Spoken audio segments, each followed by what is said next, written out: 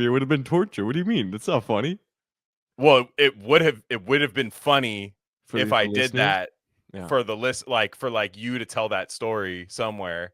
Yeah. You know, like just be like, oh, Glenn was like, oh, I got to run for 30 seconds, and I sat here for like 45 minutes, and you just never returned. I would have And, like, waited. I would have waited for so long. yeah, you would have like, because you're nice. You would have been like, hey, is everything okay? And I'd be like, yeah, I'm chilling, dude. I'm freaking out. I'm calling the cops. My friend Glen, he was just on a call with me. I don't know where he went. I'm just off cam, just like vibing out, not doing anything. Yeah, absolutely. From the 5 to the 6, we be in the mix with that rare candy paint job on the whip. I need food for the kids, money for the rent. Fuck a lockdown, baby, I can't do that shit. And I don't never vote, cause I'm fucking broke. And either way, I know the police ain't gon' leave me alone. On a plane by to visit Glen Rock, need crypto, told me I should bring the Glock with me. So I packed up my piece and I'm sliding. Cause we might get caught up in a riot. Middle finger Trump, middle finger Biden. Fuck a left, fuck a right, is you riding? Know you love to see it, dudes rocking. Ain't no politics, baby, we just talking.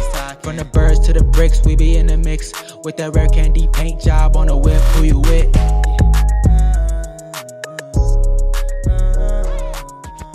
Joining us today, joining me today, Sai's not here, but joining us today, we have Darius Csiky. Cheeky little guy. Where's that coward? Oh, he's not watching. He's not watching. Sai? I've been putting him through hell with source materials. I can't just dump 3 Cassavetes on him, dude. I can't do it. We just got him into David Lynch. Nice.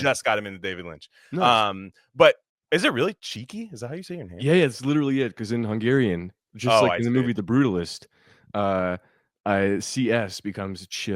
Okay. Yeah. Darius Csiky. We lovingly refer to him as DC. I'm gonna continue to do that. But so you are the host of the 8 Plates podcast, which I go on when you want to laugh at somebody. So you That's bring me not on. true. Yeah. No. It's good. It's a great show, guys. Great show. Go check it out. 8 Plates. Spells it like a young person would. Like I fucking can't even find it, but it's 8 EL 8. Yeah. And when you say the number 8, right? It's yeah. Yeah, it's got to be the number 8. Yeah. Right. Yeah, exactly. So number 8 PL number 8. Yeah. Don't put the number sign, guys. Don't do that. S. Yeah. Podcast. It's a wonderful show. We have a great time on there. He's a very talented man. He's so smart for his age. So smart. He proposed that we do John Cassavetes, that we cover John Cassavetes 3 films, not like the Criterion box set, 5 films. Of course, only one of those was in the Criterion box set. Which one? I don't think so. Bookie. Bookie, right. Bookie's in there. So Killing of a Chinese Bookie is in there. So we're going to be covering 3 films today. We're going to be covering Husbands from 1970, Killing of the Chinese Bookie from 1978, not 1976. Big difference. Otherwise, I'd have bad things to say about it if I was talking about the 1976 one. And then we're talking about Love Streams from 1984. That's right. Absolutely. 1984. We're talking about that today. But selfishly, content-wise, we just lost David Lynch. I got to get some thoughts about David Lynch before. Of course. Well, I don't know if I'm going to sound like an exact poser because everybody says the same thing, but it's so true. First of all, I think David Lynch would have loved Rare Candy. So I think so. I actually do think that.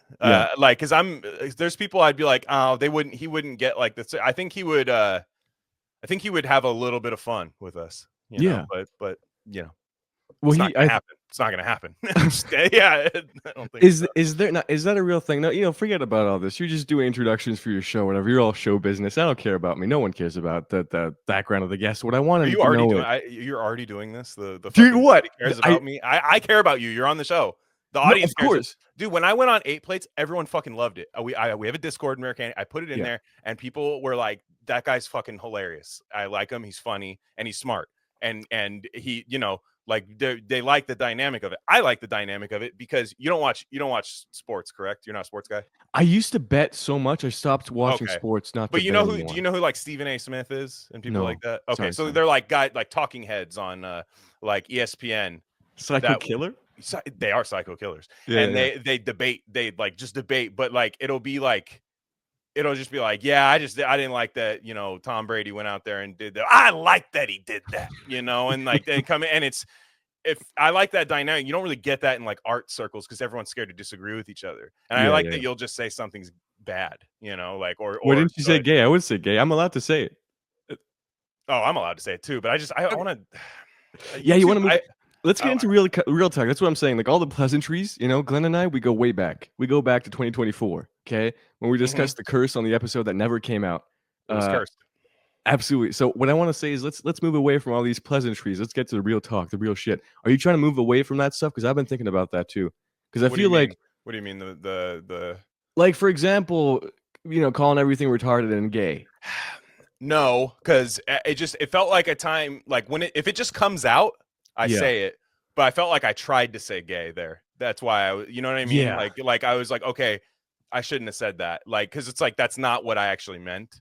But sometimes if it's like, yeah, that's gay. I have no problem saying that. Because there's like a vibe shift, and I'm not American. I don't know how it is in the U.S., but there's something like it doesn't feel hot or you're not the cool guy anymore. It's like when you've passed a certain era of that 2016 kind of delusions of if you say this word, you are Satan. Once you go past that, it's like it doesn't feel cool anymore. So I don't feel like using like it's like people who swear all the time. I don't like to swear all the time because that's just it reduces your vocabulary to these like 2 or 3 words that you just repeat and repeat and repeat, and it just makes you like you live at a lower level because of that.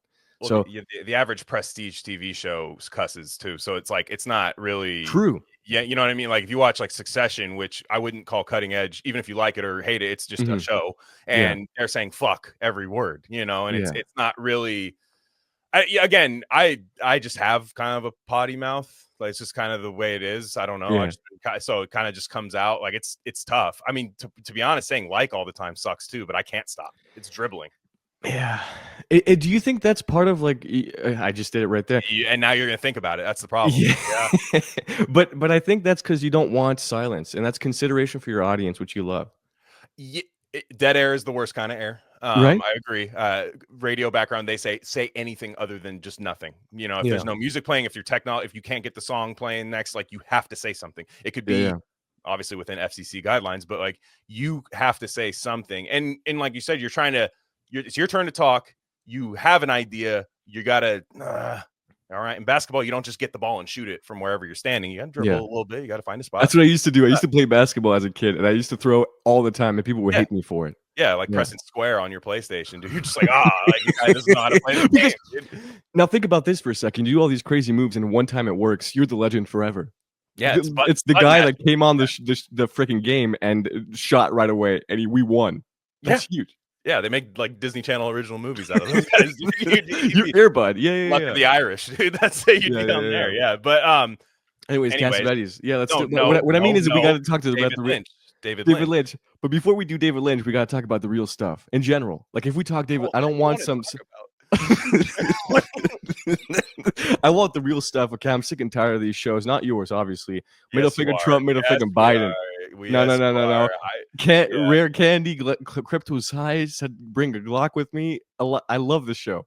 But I'm saying like a lot of other shows are like constantly just bringing up the same 2 or 3 things and saying, hey, I'm glad to have you here. Like we gotta push stuff a little bit. So in that spirit, I love David Lynch so much, and I think the world is a worse place with his loss, not because we're not getting any more movies, but because he had like a genuine energetic influence, I think, on just my brain.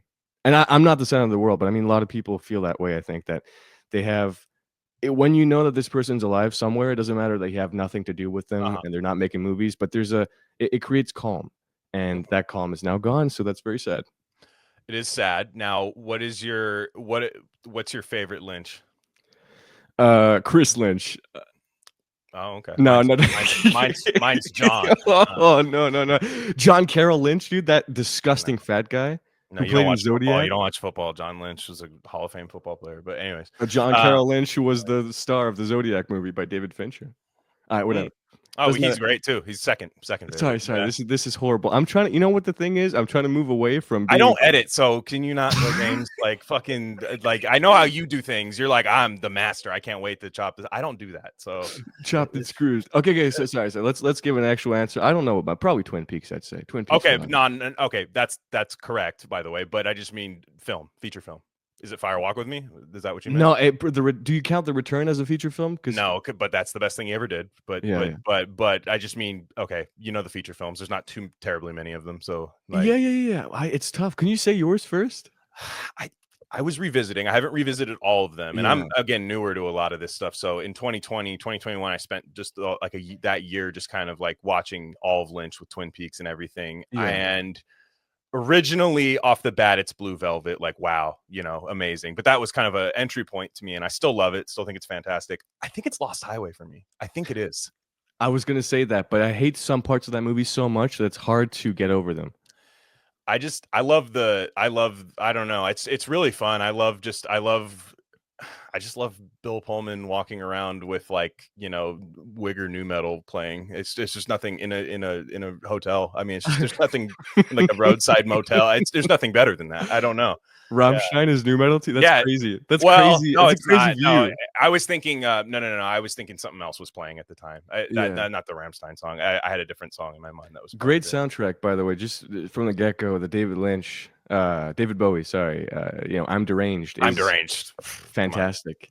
I don't know Lost Highway yet. Lost Highway is one of those films that, like, when you stop the spookiness and you go into the more action, it feels like a little too extreme. But then you add the context of the O.J. Simpson reference and Lynch ripping on people who ripped him off. Like, do you know about? Damn, I forgot the name of the show, but there was a show that ripped off Twin Peaks basically by Oliver Stone. By Oliver Stone. Palm. Yeah, it's Palm something. It's like tropical, right? It's not 29 Palms. That's another movie, but I'm thinking 5. No, what? It's I know the show you're talking about. I haven't seen it, but I know what you're talking about. So, like, obviously you can analyze any piece of shit and love it because of the meta aspect, right? I'm not saying that this is the case here, but I think that it adds to a simple story. Like, it's very straightforward for a David Lynch film, I think. I just like when he's working within a genre, when he's like constricted by a genre a little bit, because it is a noir, you know what I mean? Like, technically. Is it? Okay. I think so. I think it qualifies as one. I think there's the mystery element involved in it. I mean, it's never just a classic mystery, you know, in the sense of like Robert Mitchum, you know, poking around for details or something. It's not like that.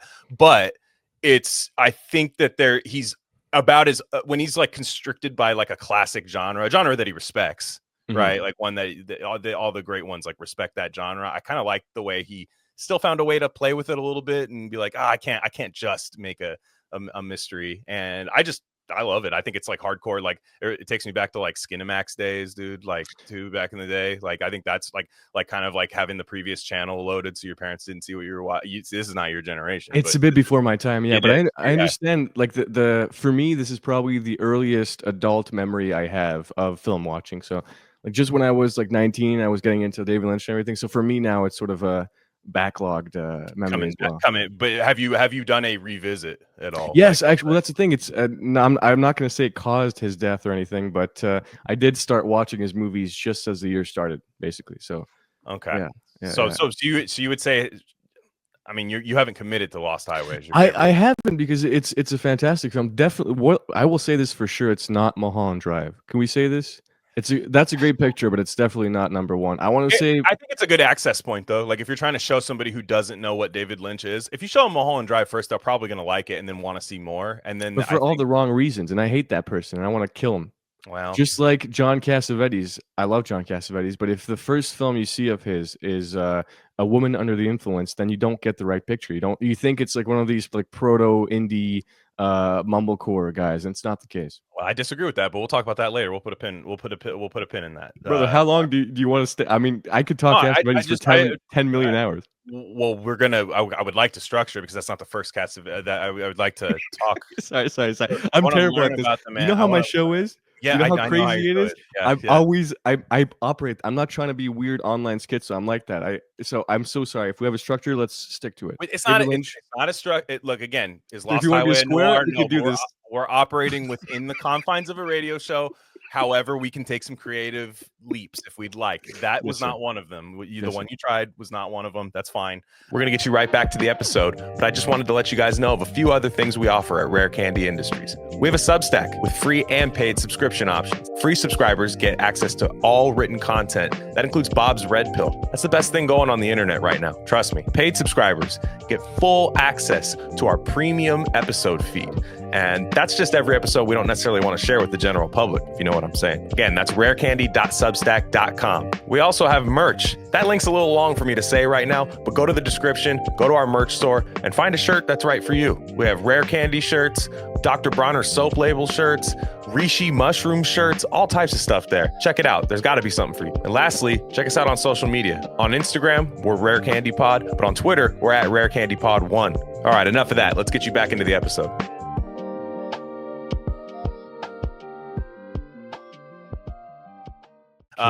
But anyways, yeah, we're here to talk about John Cassavetes. Now, your GOAT? Yeah, honestly, yeah, him and Simon Young, top two guys. Who's that? I don't even know who that is. Simon Young, Taiwanese filmmaker, gay guy. Oh, okay. That's what's meant. No, but he's one of the not founders, but early voices in slow cinema, which is for me the most like groundbreaking change in watching movies and then saying I want to do this for the rest of my life and this is the purpose of my work. That's like a big influence for me. Okay, so Cassavetes, you love him. And I have always known who he was because he's a guy you see. He's a guy you see. You don't know that he makes all these little, you know, if you've seen Rosemary's Baby, you know who John Cassavetes is. If you've seen The Fury by Brian De Palma, you know who John Cassavetes is. I hate that movie. It's not De Palma's best. I'm a sucker for anything with telepathy in it, so I can't hate it. So well, I've discredited on the show.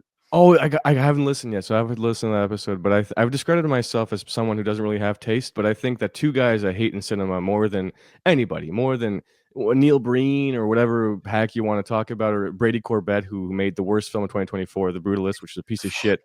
Man, anyways, worse than those. I have to go see it because my mom really wants to see it, and we're gonna have to. She wants to go see it in theaters, and I'm like, fuck, all right. You have 4 hours free, buddy. You got 4 hours to spare. But it's my mom. I love my mom. We're gonna talk about how much we love our moms later in the. I agree. But my mom's honestly, my mom's number one. One in Canada, probably. Okay, so you would see the Brutalist. You would see the Brutalist with her if she asked you. I just saw it yesterday actually in 70mm, and it sucked ass. I don't want to put her through that, but yes, I think it's. But if she said, Darius, we're coming. We haven't seen each other much lately, and I just really want to go see The Brutalist with you. Yeah. You would dedicate it, right? You would dedicate the time to go see it. For sure. So the principle of spending 4 hours with my mom is not like a terrible thing, but the film itself, knowing how bad it is, I wouldn't. It would be brutal. It would be brutal, is what you're saying. Now, about this, real quick, this is a very funny joke, but about this, brutalism is my favorite genre of architecture. I'm obsessed with it every single time, and I see your face. Since I was 5 years old, I've been dreaming of brutalism, okay? I've been dreaming of these structures. Montreal, the city I've been living in my whole life pretty much, is filled with these, massive structures of concrete. And anyways, the point is, the film, whether you like it or not, has nothing to do with the architectural style. So it's great for me because that's what I love. Okay, gotcha. That's anyways. Fair. Sorry. I'm talking all over the place. No, that's fine. That's fine. We're working within the confines of the structure. That's okay. So Cassavetes, right? I didn't know a lot about him. I still don't intentionally because you know everything about him, and I want to be educated on him. But I did learn a lot about him from his films because they are very personal, and I learned a lot about you from them. Okay, I did. I was like, oh man, this makes a lot of sense. Okay, why he's like that. I mean, you're not a like debilitating cirrhosis of the liver alcoholic guy. That's not what I thought about you. No. But it's very interesting. Yeah. I want to hear about that, of course. So Cassavetes, just style wise, as we're introducing him, because I do want to talk about how we got to 1970 before we start talking about husbands. Sure.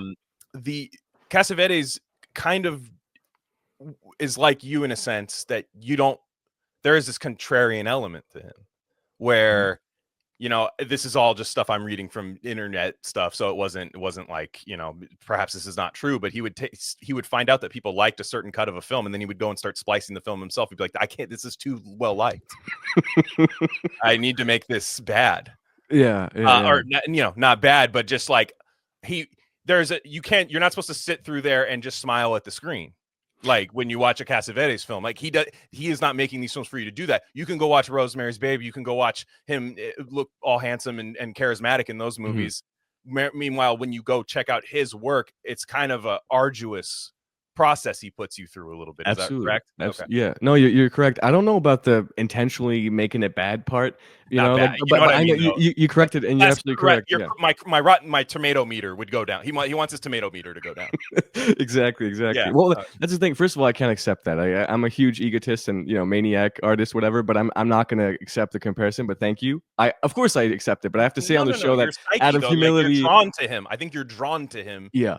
Because you guys think in a similar way. I mean, everybody has those people. You know, everybody has that guy to just like to get it. You know, like you're like, oh, I get what they're doing. I can never be them. Maybe you could. You're young, but I really appreciate it. Yeah, but what I mean is that part is absolutely true. Not that he.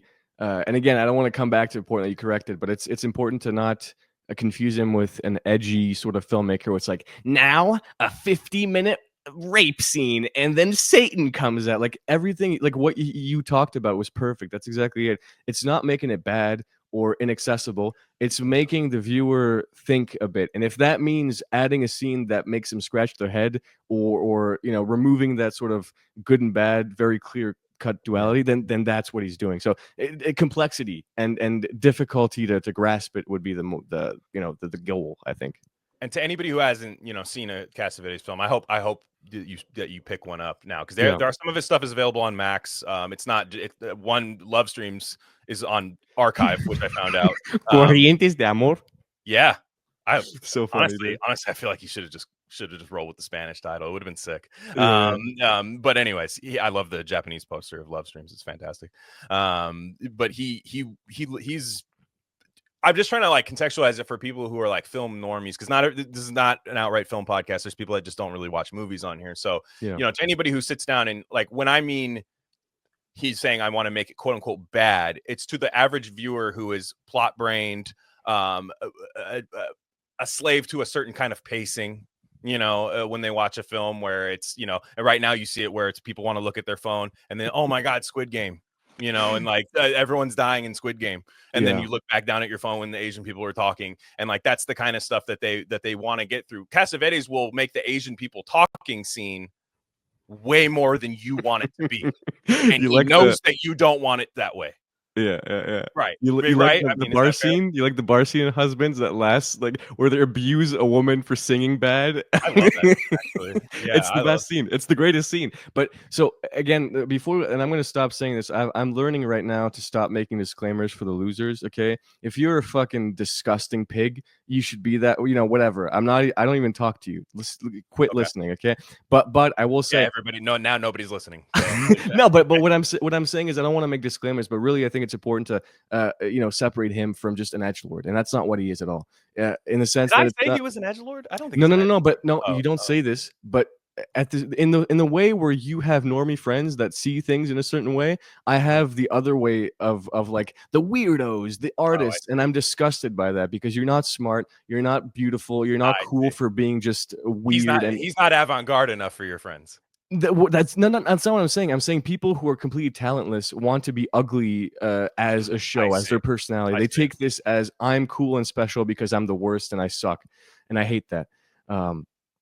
Anyways, so, doesn't matter. In an artful fashion, like, so they are you saying it in a sense like, okay, let's say a scene that is just boring for the sake of being boring. Yeah, somebody that would do that go, I'm doing Cassavetes.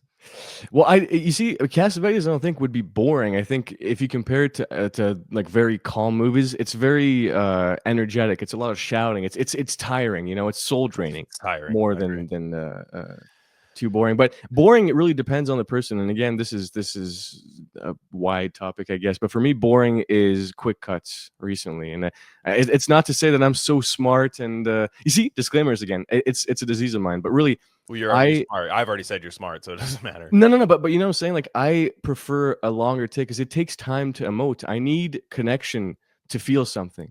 If we keep cutting to something else and the new distraction, we can watch 17 hours of a movie that's nothing. It's empty. But then you get one scene that's 5 minutes long, but it's not cut. It's not cheapened by music or terrible, horrible bullshit Golden Globes acting. That sort of stuff gets to you on a much deeper level, and that's not boring to me, you know. So yeah, I agree. I agree. I was watching. I know it's a film that you're a fan of, Andrei Rublev, the other day. Oh yes. Fantastic film. I hadn't seen it before. I like Tarkovsky. I didn't have the time to dedicate it to it, you know, and I wanted to watch it with my wife because she likes to paint. So I thought that would be a fun one to watch. We both loved it, glued to the screen. I was excited by the lack of cuts, you know, like it was just beautiful scene. And it's like, when you have a nice scene, just let it breathe, you know. And it's this, you know, I'm covering Miles Davis soon. It's like Miles Davis was, instead of adding these massive chords, like where it's boom, boom, boom, it was just, no. Give me a 3-finger chord or something like that. I'm going to add something else to that. But I like that chord that you're playing. There's no need to be a maximalist in that one thing just because you think you have to, you know. And Cassavetes, I mean, let's be real. He's kind of is he inventing a genre here technically? I would say so, because I'm a big fan. A lot of people, because I feel like he influenced the French as well. You know, when people say that Godard and Truffaut and Varda invented that stuff, technically, if you watch Faces, that was 2 years before Breathless and all that stuff. So I would say so. At the same time, he also spawned the worst type of New York City filmmaker, which I despise. Like, that's honestly, kind of my problem. I hate most films. I'll be honest. I love cinema, but when you love something so much, you'll grow to hate a lot of it. And people who think that having a, you know, disjointed couple scream at each other and then have shaky cameras that get really close, that's Cassavetes to them. That's disgusting for me. That's not interesting. Okay. Anyways, so what can you tell me about him, his upbringing and stuff? Kind of, do you know how we got to the Cassavetes filmmaker guy? Was he poor growing up? I don't know anything. I know you knew everything, so I want to no. Well, that's interesting. I know everything about his work, but personally, I'm not I don't know. I'm not a biographer or anything. For me, what I love about people from that era, you know, the 20th century, is that you don't really know. Like, most people whose childhood story you hear of, it's because they told it themselves. Like, Orson Welles loves to lie about his background, like all the time. Yeah. Miles Davis is another one. It's that era. They had the lack of social media and even, like, it's like, unless Fran Lebowitz was around, like, nobody could fucking debunk you, dude. There's no Nardwuar, you know. There's no, like, hey, you used to be a rapper when you were 5. That's not real. So people would just come out of nowhere and be hugely famous, or tell stories about how they took over the Irish theater, like Orson Welles, is just false. But anyway, yeah, I you know what though, I love that I can't debunk that without just speculating, though. I like it. I like that I can't get the answer to it. Like, I think we're spoiled. This generation, I think a lot of reason things aren't really that good right now is we don't let legends happen. And a lot of legend stuff is lying and mythologizing, and it's like this, and we have so much access to everybody, and we're like, you don't, you know, Olivia Rodrigo doesn't read that book, you know, like people will say that, like, people can say that because they see that with Cassavetes, we don't know. There's information on him, but you don't know, like, too terribly much about him. And Orson Welles is another one where it's like, I am gonna believe what he says, because what am I gonna do? Fact check him? Like, you and I can say, probably a lie, obviously, some of these things. But I'm kind of like, that's sick though. Like, I really wish we could do that still. Yeah, there is a beauty to a perfect lie, like a lie that's so crazily obviously a lie, but then can't be debunked easily. Like, I don't know. You've seen, you know, when you're online, especially if you're a teenager now, it's like, we've seen the scrawny loser version of you. I can find the video right now and show you to your face, and you have nothing to say. I don't have that for Orson Welles. Maybe he was a complete loser at 15. Maybe he did do it. I don't know, because I am. And by the way, you lose, right, when you start doing that. When you start fact checking stories like that, you lose, because you're talking about the other person as if they're a legend. You try to take down a king already when you're talking about them like that. Anyways, but no, about Cassavetes, all I know is that his Ray. Do you know Ray Carney? No. I've heard the name, but I don't know. I don't know. I've heard the name. Let's talk about the demon Ray Carney for a bit. That demon, disgusting guy. Now he's the man who calls himself the #1 Cassavetes scholar. Like, he's obsessed, right? He teaches university courses about him, et cetera, et cetera. He's been the #1 source of all these false stories about how he's actually cheated on Jenna. And, you know, they weren't a happy couple, but literally every single person they ever interacted with says the opposite. So anyways, that demon Ray Carney, I have a big problem with him. Okay. But the point is, he was very family focused, but that means his wife, his mom, his wife's family, not I don't even know if he's an only child or has brothers. I have no clue about that stuff. Yeah, I think it's not, I'm not getting a whole lot on him right now, but that's, again, not super important, but like, that's my point. Yeah. The films, right. So in basically what I'm getting at right now, he was, kind of turned off by like the method acting movement in the 50s, right? Like I have no idea. I didn't know about that. Tell me about that. So there was he was teaching, and who's the actor, the lady that used to teach all those guys the acting, like Pacino and all them, and you remember that? Oh man, you know what I'm talking about? Stanislavski method or something? Is something, that her? Yeah, and that's like kind of method, right? Like, or like the actor studio. I don't know. Yeah. Capital A actor stuff, which sucks. By the way, like, I mean, like, it's fine when those guys did the first iteration of it is fine. I hate seeing it now where you have Mikey, whatever her name is, from Nora talking to Pamela Anderson. Sick. Yeah. Look where we are now, worshiping these people. So anyways, he looks like he was basically saying method acting is fake and gay. I'll say gay this time. I'll put a coin in the jar. Gay. I said. Well, gay. that's honestly, that's an expression. You know what I'm saying? Yeah, fake and gay. Yeah. He was, so method acting is fake and gay. He is kind of European in that sense, because they don't really believe in that. That's strictly seems to be an American thing, if I'm not mistaken, because you hear. What's that? What's funny is that you say it's a European thing, and I agree with you, and you're completely right. But it was American before it became European. Like the Europeans. I'm saying it's an American thing. I understand you, but I'm saying like if you say Cassavetes is European in style, he invented the style that the Europeans made famous later on, which is crazy. Sure. I guess, I mean, it just seems like it seems like a European guy if you were to like go back and look and just be like, this is like a guy making, yes, technically American films, but they're like kind of European if you're going back in retrospect. But as you said, Faces came out before Breathless, so perhaps we've gotten to the source of that whole French thing. So to be fair, I haven't seen Faces yet, so it's tough to. Would you suggest that I do? I don't know what you feel about these 3 films, so let's get into that first, and then of course I recommend everybody check it out, because if you hate it, you hate it, but you have to. It's part of cinema history. If you're interested, then go for it. But let's see. So yeah, he basically was just kind of wanted actors to be like creative, and he thought like method acting isn't very creative in a sense. I don't know. I had no idea about the method acting opinions that he had, but basically what his whole philosophy was in terms of making films, he wasn't a director who was forced to use actors. He was an actor who began to direct because the movies he was seeing weren't great. So he always put the actors first, which is kind of interesting. You think that's what most movies do, but it's not the case. Just because they get all the money and all the fame, that doesn't mean anything. That's not respect. Respect is something else. But you can't conversely, you can't go into a Cassavetes film. From what I've seen, you can't go into a Cassavetes film and he says, okay, you're playing character X, and the guy's like, great, I'm gonna spend 2 weeks as a butcher because this character's a butcher. It's not. He's gonna tell you stop. Don't do that. Like I'm pretty confident projecting that onto him, that like he's just gonna be like, no, you're gonna just do it. Actually, like, no, for sure. Yeah, and he liked improvisation. He liked it. You can hear it a lot of times. You hear them repeating themselves a lot in these movies, and like that's kind of like a thing where people are it kind of sounds like people are trapped a little bit. It creates a real conversation. Not every conversation is perfect that you hear in real life, and that's kind of and I say this in not as a pejorative, but like the torturous aspect of Cassavetes is that you're listening to like 2 people that don't vibe with each other talking sometimes. And even in a film where even if characters are not really supposed to vibe with each other, a lot of times just by nature, they will, just for cinema purposes, they will vibe with each other. Like they'll be speaking in rhythm with each other and stuff. But in Cassavetes, it'll be like, huh? What are you, the fuck? No, I told you, don't do that. My hand. Yeah.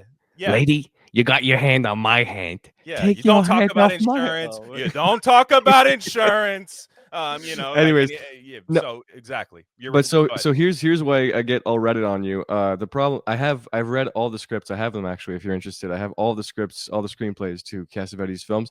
A lot of it is written. You would be surprised at how much of it's written and not even improvised. the repeating, like the people kind of like stumbling. Interesting. Yeah. Okay. And would you say blocking too? A blocking in terms of camera blocking or actor movement? What it like? I don't know. I feel like they're kind of on their own. Like I don't know. It could be just the genius of it all, because it's like it looks like these guys are moving and like their shoulders out of the and maybe they want that. Maybe they want that. I just mean like that part seems free moving, and you're kind of just like almost dueling with them, or a little bit. Like it seems like the camera's dueling with them, like trying to like filming like a home movie. I mean, these all look like home movies in a way, like all right, sit still, fuck, I just got this camera. Yeah.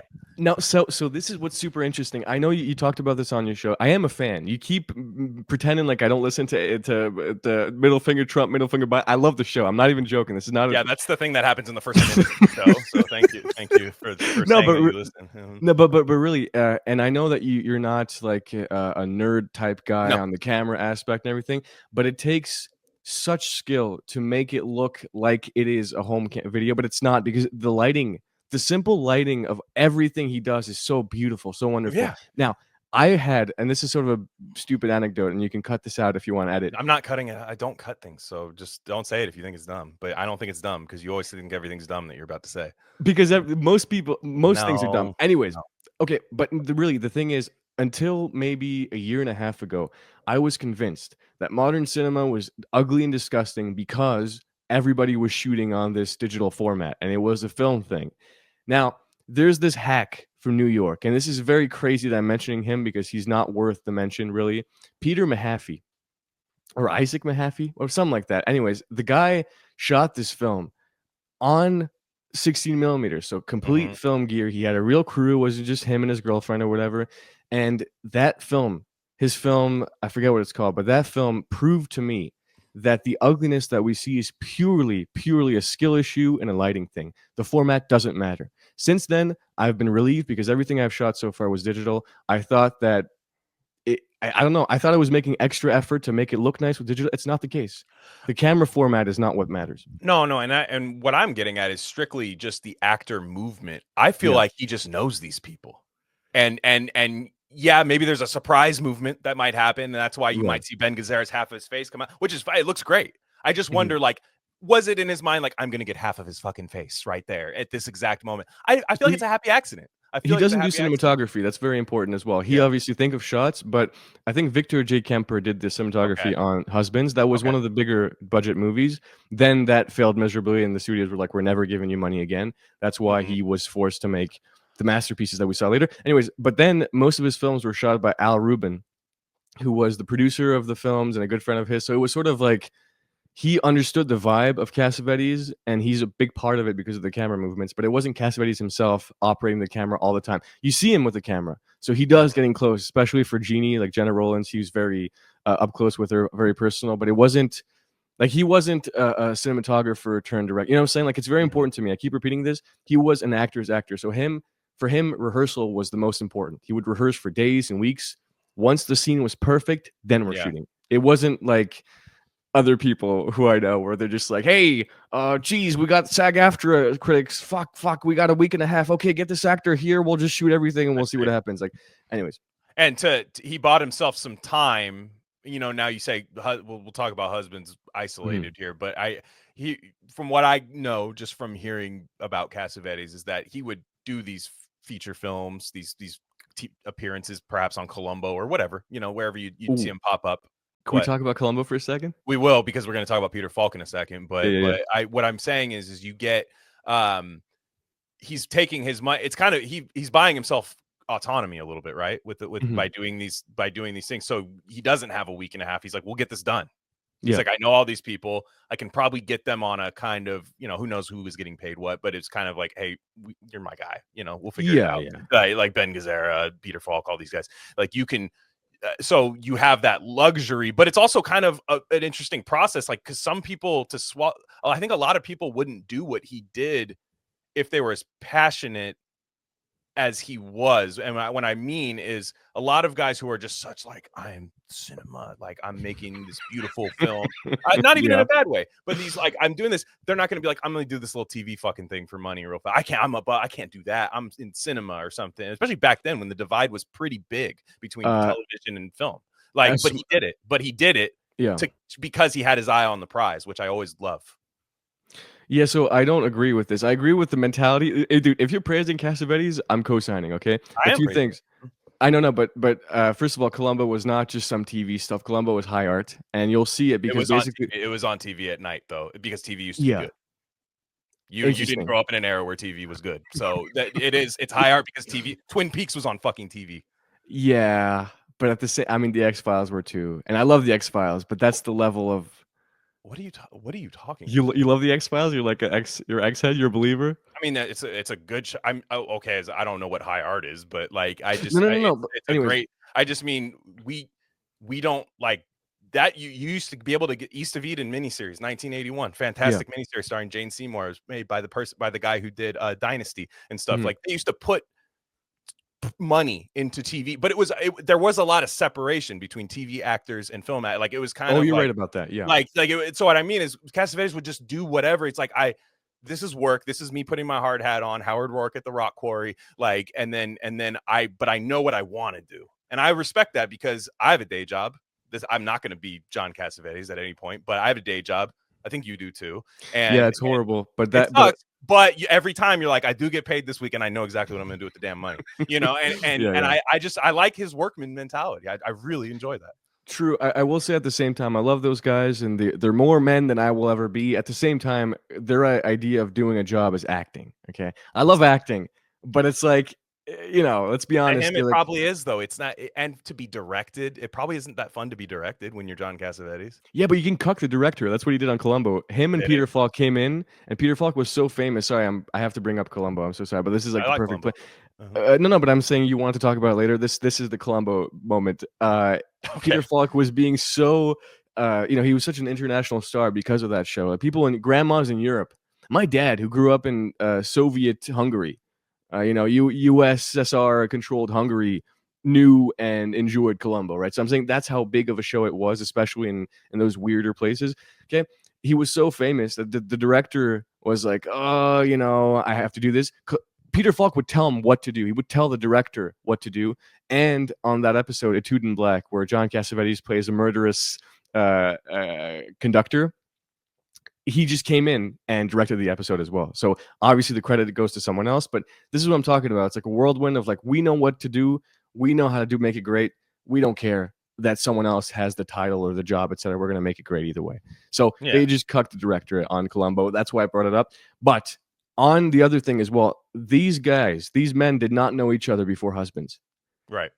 Cassavetes, so which is, I mean, it's not against your point, but I'm saying this is acting. This is the no, because you can tell. But by the time you get late, but 10 years later, you can tell, or even 6 years later when you're watching like Chinese Book, they know each other really well. That's a movie made by people who know each other. Right. Absolutely. So like, yeah, husbands. So let's talk about it. Husbands, 1970, your favorite film of all time, we think. Yeah. Your favorite film of all time. I hadn't seen it. I had heard about it many times. It had been on a list, so I was like, this is a good way to talk about this. It is a film about four friends. Fourth guy is only in the montage, sadly, because he passes away of a. You know who he is? Sorry. No, I don't. It's Jenna's husband, goodness, brother in real life. Brother, I gotcha. Yeah, family. Very. Very much a family thing. Cassavetes, Greek, my big fat Greek wedding. Cassavetes, dude. That's him, dude. Yeah, he's a Greek guy, and it's family all day. Yeah, absolutely. So yeah, he passes away, and the really opening, one of the opening shots is basically the funeral of the friend after the beautiful montage at the beginning of boys horsing around. Real great stuff. Really like the idea of them taking those pictures to like that must have been a fun process. And then but we have starring in this film, we have Peter Falk, John Cassavetes, Ben Gazzara. Those are the big three. Mm-hmm. And Mel Colors. I don't know who's that. He's the old guy. I'm from B''K''L''Y. All right, whatever. I'm not going to start singing this. I know all the songs by heart. I'm horrible. That's crazy. Because the Chinese Bookie one, you better not start singing those because I fucking hate those. But love, hot dude. love, dude. That's so painful, but I love it. I love it. No, but again, we'll talk about it. We'll talk about it. Husbands. This is. I'll give. Please just let me say my thing because I want to hear you just go off. I want to hear you go off after this about why you love it. I want you to empty the piggy bank on it. But here's my take on Husbands. I am 34 years old. This shit is painful. It hurts watching this movie. It's very good. It's very good. I don't want to ever see it again. I think he accomplished what he was trying to do. He wants to scare fucking guys that are getting a little bit, I'm not going to say 34 is old, but it's not young. It's some people don't get to double that age. And these guys lose one friend, and it's kind of this, it's not a facade of friendship that's saying there. It's not a facade of friendship, but like you have friends, like we talked about Orson Welles, that just lie, or like lie about who they are. They kind of act a certain way when women are around. They act a certain way when it's not. And everybody kind of agrees to do it. But then when one component is missing, it's a house of cards and the whole thing falls. And you watch every single tedious moment. And I'd say tedious in a good way, tedious moment of these people realizing that it's over. It's never been more over. And it's so sad. It's so awkward. You think about all the times you did something stupid at a party, not me, other people, of course, but you think about all of these things. You think about your Asian girlfriends of the past. Like there's all types of stuff that happens when you watch this film. It's great. Like I said, but are you Chinese, Japanese? I would love to find out if you're like what, like 24, 23? I just turned 24. Yeah. You're 24. Okay. 10 years from now. I wonder how much you'll probably still love it, but there's just these weird things that happen to you. Like I'm in a better headspace than when I was actually your age. Yeah. But this sense of decay that, because I've gone through it with a lot of people already, it's so sad. And you're just shown these people that you like because you've seen in so many other things. Ben Gazzara, I mean, come on, you talking about the guys in every like cool like art house edgelord movie in the 90s. Yeah. And Lebowski, like mainstream as hell, all that stuff. And it's very good, but I just it hurts. It hurts bad. When you look up it on Google, it says brutal. It just says brutal. It describes it, and it is. It's true. Sometimes you'll hear that about a really bad movie, brutal because everyone dies, but you don't get attached to anybody, so you don't care. So it's a brutal experience. Mm-hmm. Nobody. I mean, one guy's the movie. The only guy that dies is the one guy, but it happens at the beginning. Causes. Yeah, natural causes. The guy died. But you're watching something worse than death. It sucks. Anyways, go on. No, first of all, beautifully said. I love that because that's pretty much how I feel. I'm very hyped to be 40. I'm going to reach a new, not that I want to leave the current moment, but I'm going to reach a new level of understanding for this film. For me, we can talk about it, et cetera. I don't want to just answer this monologue. It was beautiful with my shitty one, right? I want to hear about the nuts and bolts of it. Like, we'll take it step by step. But basically, for me, it is about. There's a house of cards, and when you remove one of the cards, which is one of your friends, it all crumbles. And it goes slowly because you've been hanging out with the same few people for a few years or months or whatever, depending on how fast your life moves. It can be weeks sometimes, right? But then one of those people leaves, and obviously the next day you all still get together because you're like, hey, that's what we do. Part of our lives is we get together, and you realize that very slowly the erosion just gets sped up, like there's a crack and then boom, it's immediate. Like I hate these people. Like a windshield. It's like a windshield. Yeah, absolutely. There's one little crack and then boom, it's complete failure. Harry, you're a phony. Calling people phonies. Okay, myself, I'm not excluding myself out of that, but so many people are just living lies, man. Like and not lies as in like I'm so red pilled, bro. I know what's going on. I'm talking about the simple stuff. Like I'm handsome. People live the I'm handsome lie so often. It's horrible. I'm handsome or I'm creative or whatever it is. And I don't want to be like an Andy Kaufman opposites guy either, being like everybody sucks. No. But you're much more exposed when you don't have the perfect structure that holds itself stable, I guess, when you have all the friends together. One of the people leaves and it all destroys itself very, very quickly. Yeah, and just like realizing you loved either your proximity or opportunity, even not even if you're not that type of person that views everything as transactional, you just realize that everything kind of is a little bit. And not that they have a transactional friendship, but it's like almost a situational friendship where, again, it's like the glue guy died. The guy that glues everything together died. Yeah. And now we're forced with, I'm not good at this part, but their names. I know the actors, but get Ben Gazzara's character. What's his name? I always use the actor names. In this case, too. I know it. Ben Gazzara's character is Harry. Yeah. Okay. So Harry is the most crippling one out of all of them, in my opinion. In my opinion, his performance is fantastic in it. Everybody's good in it, but his performance in it is fantastic. Get on your knees. Yeah. Oh my god! And no, the moaning in the hotel room, just moaning with the towel, with the little like rag over his face. How embarrassing! Like, it's so embarrassing, and like you're forced to just sit there and have an awkward moment with the person you're watching it with. That's the thing. Like, you're in there with them, and it's like watching a meltdown happen in person, and you're both kind of like, should we say something? Should we like go out for a cigarette? Should something happen? Meanwhile, Ben Gazzara's having this meltdown, and you have Peter Falk's character, who is just like, he's kind of the jokester of the guys, or not maybe not jokester. What am I trying to say? Kind of the kind of the got an answer for everything guy, kind of like the wisecracking wise guy. Thank you. He's the wise guy of all of them. He starts to crack a little bit. He takes the longest to crack. Yeah, he does. He takes the longest to crack, and when it does, it's with an Asian girl who doesn't speak English. I was gonna say, he gets rejected by like Sailor Moon, and then that's over, bro. It's dude. And that, you want to talk about art imitating life? How many listeners of this podcast right now do you think tried to make out with an Asian girl? Yeah, that just didn't respond. It didn't work. Oh my goodness, it's rough. It's rough. But no, I agree. It's weird because for me, maybe it's just me romanticizing the past, and I don't want to be like that. But there's a sense that men used to be more charismatic back in the day. Like the loser of 1970 is probably the Chad of today in some ways. I don't know if you're right.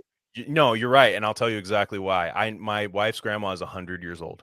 100 years old, and she had to host parties. Not, do you guys want to come over to my house and kick it? No, when you come over to my house and kick it, the house is clean. There's hors d'oeuvres, there's drinks, and I bounce from people to from like faction to faction and entertain people.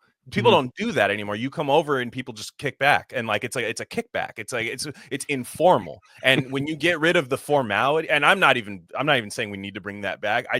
Every guy had to like have a joke ready or something at a party, or you would sit around like Jacques Tati Playtime, right? The lady, they would all just sing around the piano. It was when everything else goes to shit, somebody knows how to play the piano because it was somebody grew up in the church, and then you'd sing along. So you had to sing with everybody.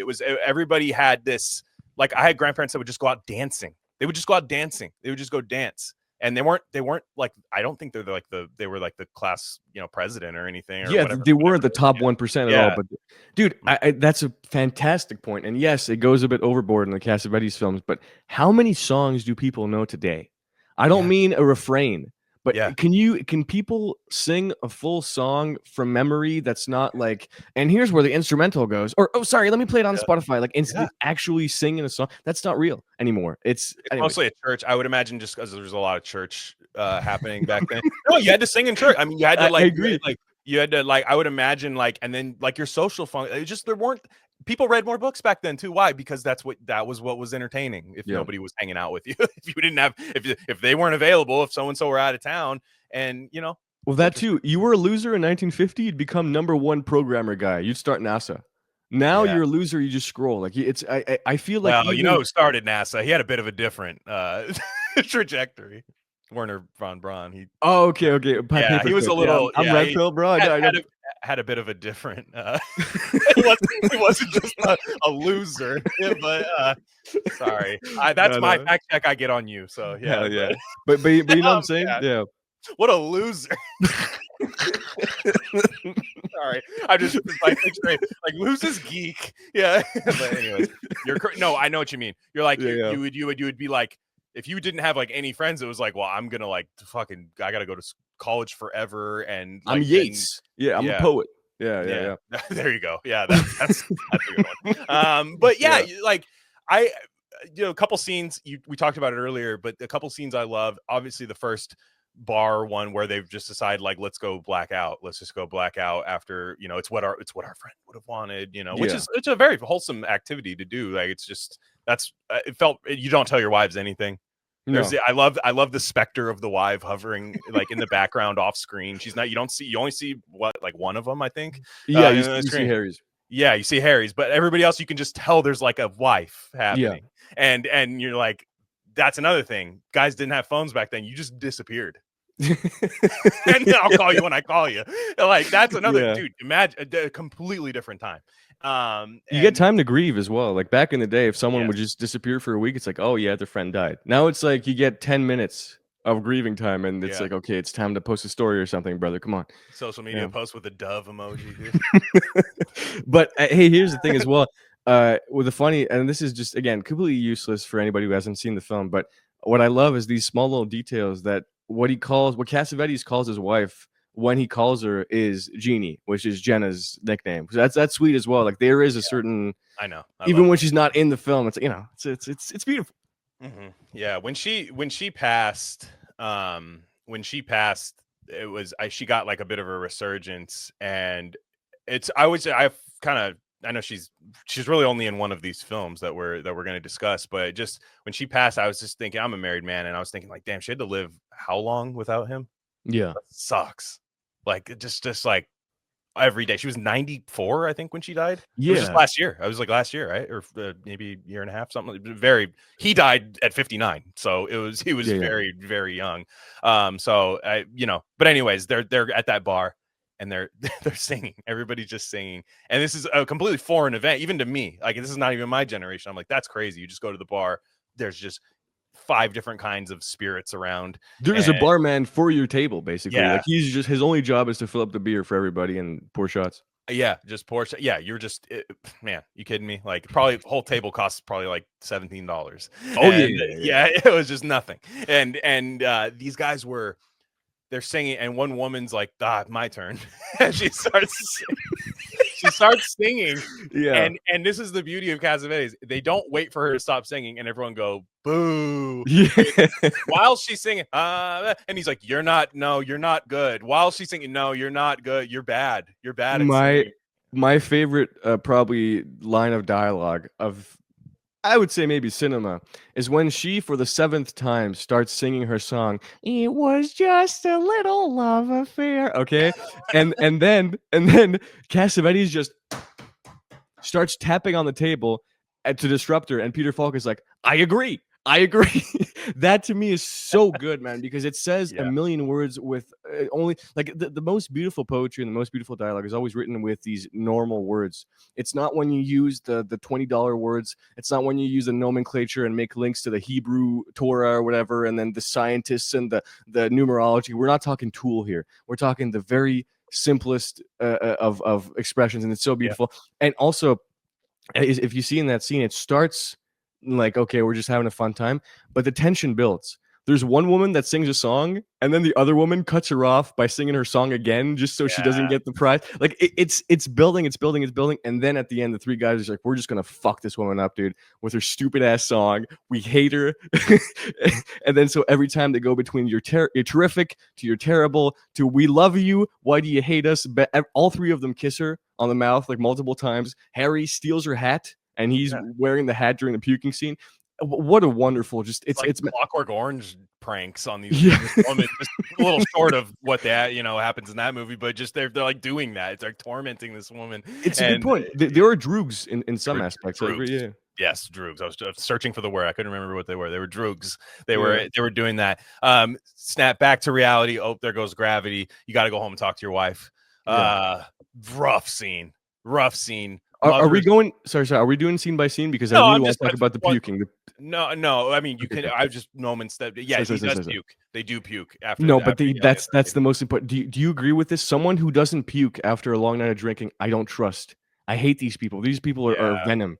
Because you know what they did. My dad is such a beast at that. I've never seen. Oh, my dad and I have gotten pretty fucked up, and he's just like in the morning standing over me with Starbucks. He's like, "Hey, how'd you sleep?" I'm like, "What the fuck, dude? You're like 60." Hey, You're like Cliff Burton from Metallica. You're dying of like your own puke. And I'm like the gluttony thing in Seven, like, yeah. It's great, dude. Yeah, no, I know But exactly that's different. what you mean. That's different. Your dad's badass. I'm talking about. Oh, he's incredible. No, I'm jealous of him. I don't. The genetics did not travel. Yeah. Well, that's what I'm saying. But the dad, he's honest, right? He's like he's drinking and he's also able to get over it. Oh, what I'm saying is they didn't drink as much.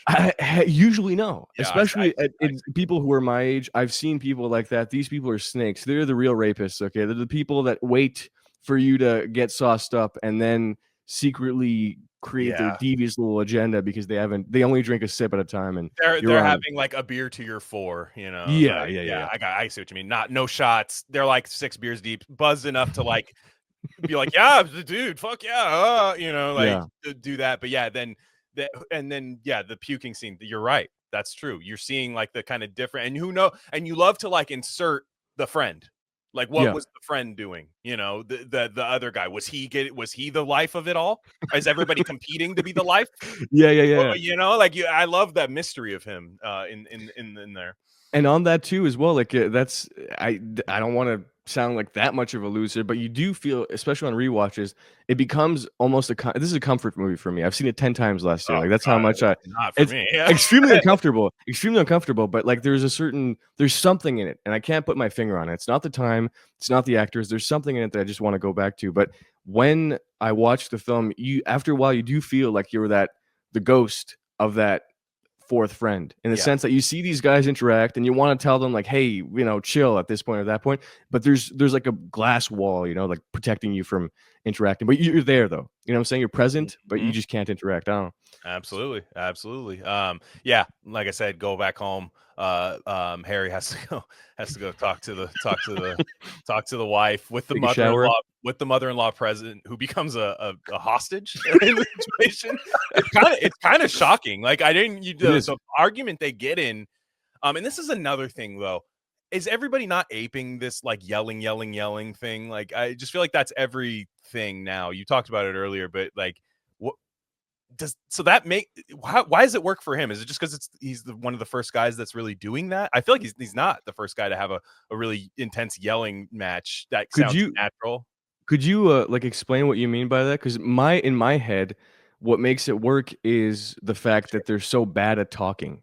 Yeah, no, maybe that's true. In the big sleep, it's like Humphrey Bogart. It would be like, you know, in the way, blah, blah, blah, blah, and if he would just say these perfect lines of dialogue, and he's not a big shouter, but you know, like it's wonderfully written, and I love that. By the way, I'm not against writing in film. Faulkner, right? Was that Faulkner that wrote that movie?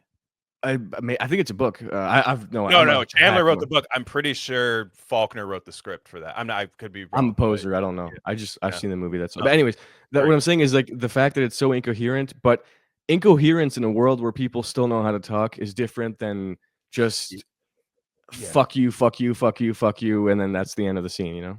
Well, and you know, I feel like this movie comes up every time you and I talk, but it's fair. Uncut Gems drives me insane with the yelling. But I like it in the Cassavetes films. Why? I guess is what I mean. Like those scenes. I feel like they're obviously students of that. Like the Safdies. Again, I love the Safdies, but you watch the first movies, like the Pleasure of Being Robbed by Josh. That's a direct Cassavetes rip. Like he tried to do Cassavetes in that film. Yeah, I see. So I just mean I'm wondering why. Because typically just like yelling and and you just think you know, like that. I can only take so much of that, but it doesn't seem to be the case in the Cassavetes film. So I'm just wondering if it's, again, like you said, it's more written than I thought it was. So it can't be improvised. I mean, I don't know. I'm trying to figure out why I like it, but I guess it doesn't matter. Yeah. Well, you know how like there's some people that, and again, maybe that's just me putting too much, because I love these guys and everybody who's in that sort of movie making family, but there is a thing about the exact same words can be said by someone you respect and enjoy the presence of, and then someone you hate, and the exact same thing, no difference in tonality or what they're actually saying, and you just love one, you hate the other. Maybe that's just that. For me, I love Adam Driver, but he's no Peter Falk. That's the film I was going to bring up to the marriage marriage story. Yeah, because it's like it doesn't quite work for me when I watch that, but you know. I don't have a strong opinion on that movie either Yeah, way. like it's okay. It was on, and I watched it with my wife, and we were like, that was good. And then I didn't think about it again. But it was just kind of like I'm thinking about Harry and his mother-in-law and his wife kind of yelling, and then the boys coming. It's just like, it's yeah, man. That being torn away from your family by your boys because you're going too far. Because they saw it. Because they saw it too. That's also what sucks is like you try to have that argument on the low. Like I've been in those situations where not on my end. My wife is really cool and is not a yeller. I'm the fucking blah, blah, blah guy. But my friends have had like some ugly arguments with their girlfriend like in front of me. And I'm like, you remove them from the situation and it's like objectively a good thing that you did that. But the whole night they have to like pretend that it didn't happen. Oh, yeah. Because it's like you saw it, that I saw it. But that's what that is kind of it kind of just sums up the friendship, right? Is kind of this, it's all built on kind of like unspeakable things, like all kind of like, yeah, but don't bring that up about me. Yeah, but don't do that. Where it's like, yeah, you like it's a shelf life. It kind of shows the shelf life of your friendship because eventually that comes out, right? Eventually that's always going to come out in an argument. Not saying in the movie it does, but eventually in a friendship for many years, you guys drink together and stuff. You'll get an argument. Yeah, and that's like that time your fucking mother-in-law, Yeah. Then that comes out and it's like, damn, dude, you've been storing that in your mind the whole time. Like you think like, it's a great scene. It's easy to slip into nihilism when you talk like this, but you realize that unless you're completely free with someone, or there's two either you're completely free with someone where you're not ashamed of these things, or you're so ashamed to talk about these things that it's never going to happen. Like it's just sort of like mutual blocking it off. Otherwise, if it's between the two, that all it takes for that person to bring it up again is for you to go far enough in another direction where their only resort. Like everybody's an animal at the end. Like I'm not an atheist, okay? I'm everybody has a soul, etc., etc. But like there's a primal element. There is. I mean, in the sense that if you're cornered, and you got a shank, and that's the only thing you got, you're gonna use that shank. You know what I'm saying? And that shank being that, hey, you beat your wife in 1970. No, 100%. It's like it's. The cats land on their feet. Doesn't matter if they're like, I'm not gonna. They're gonna land on their feet. Like it's just the way it goes.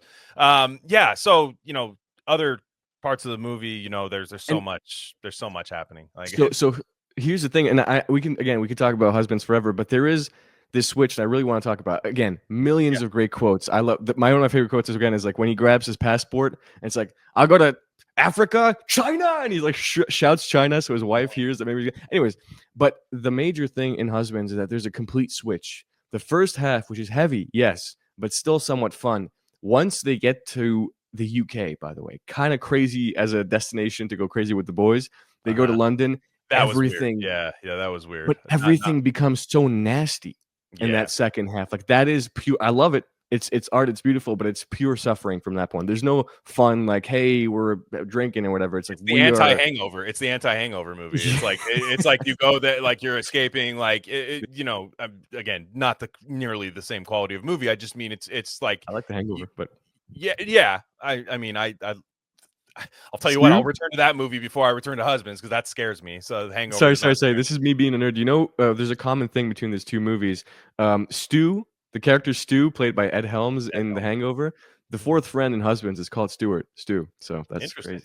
Maybe it's inspiration, whatever. But like everybody who makes movies from a certain generation, and even now, like people come to like, it's not far fetched to say that that was Todd Phillips, right?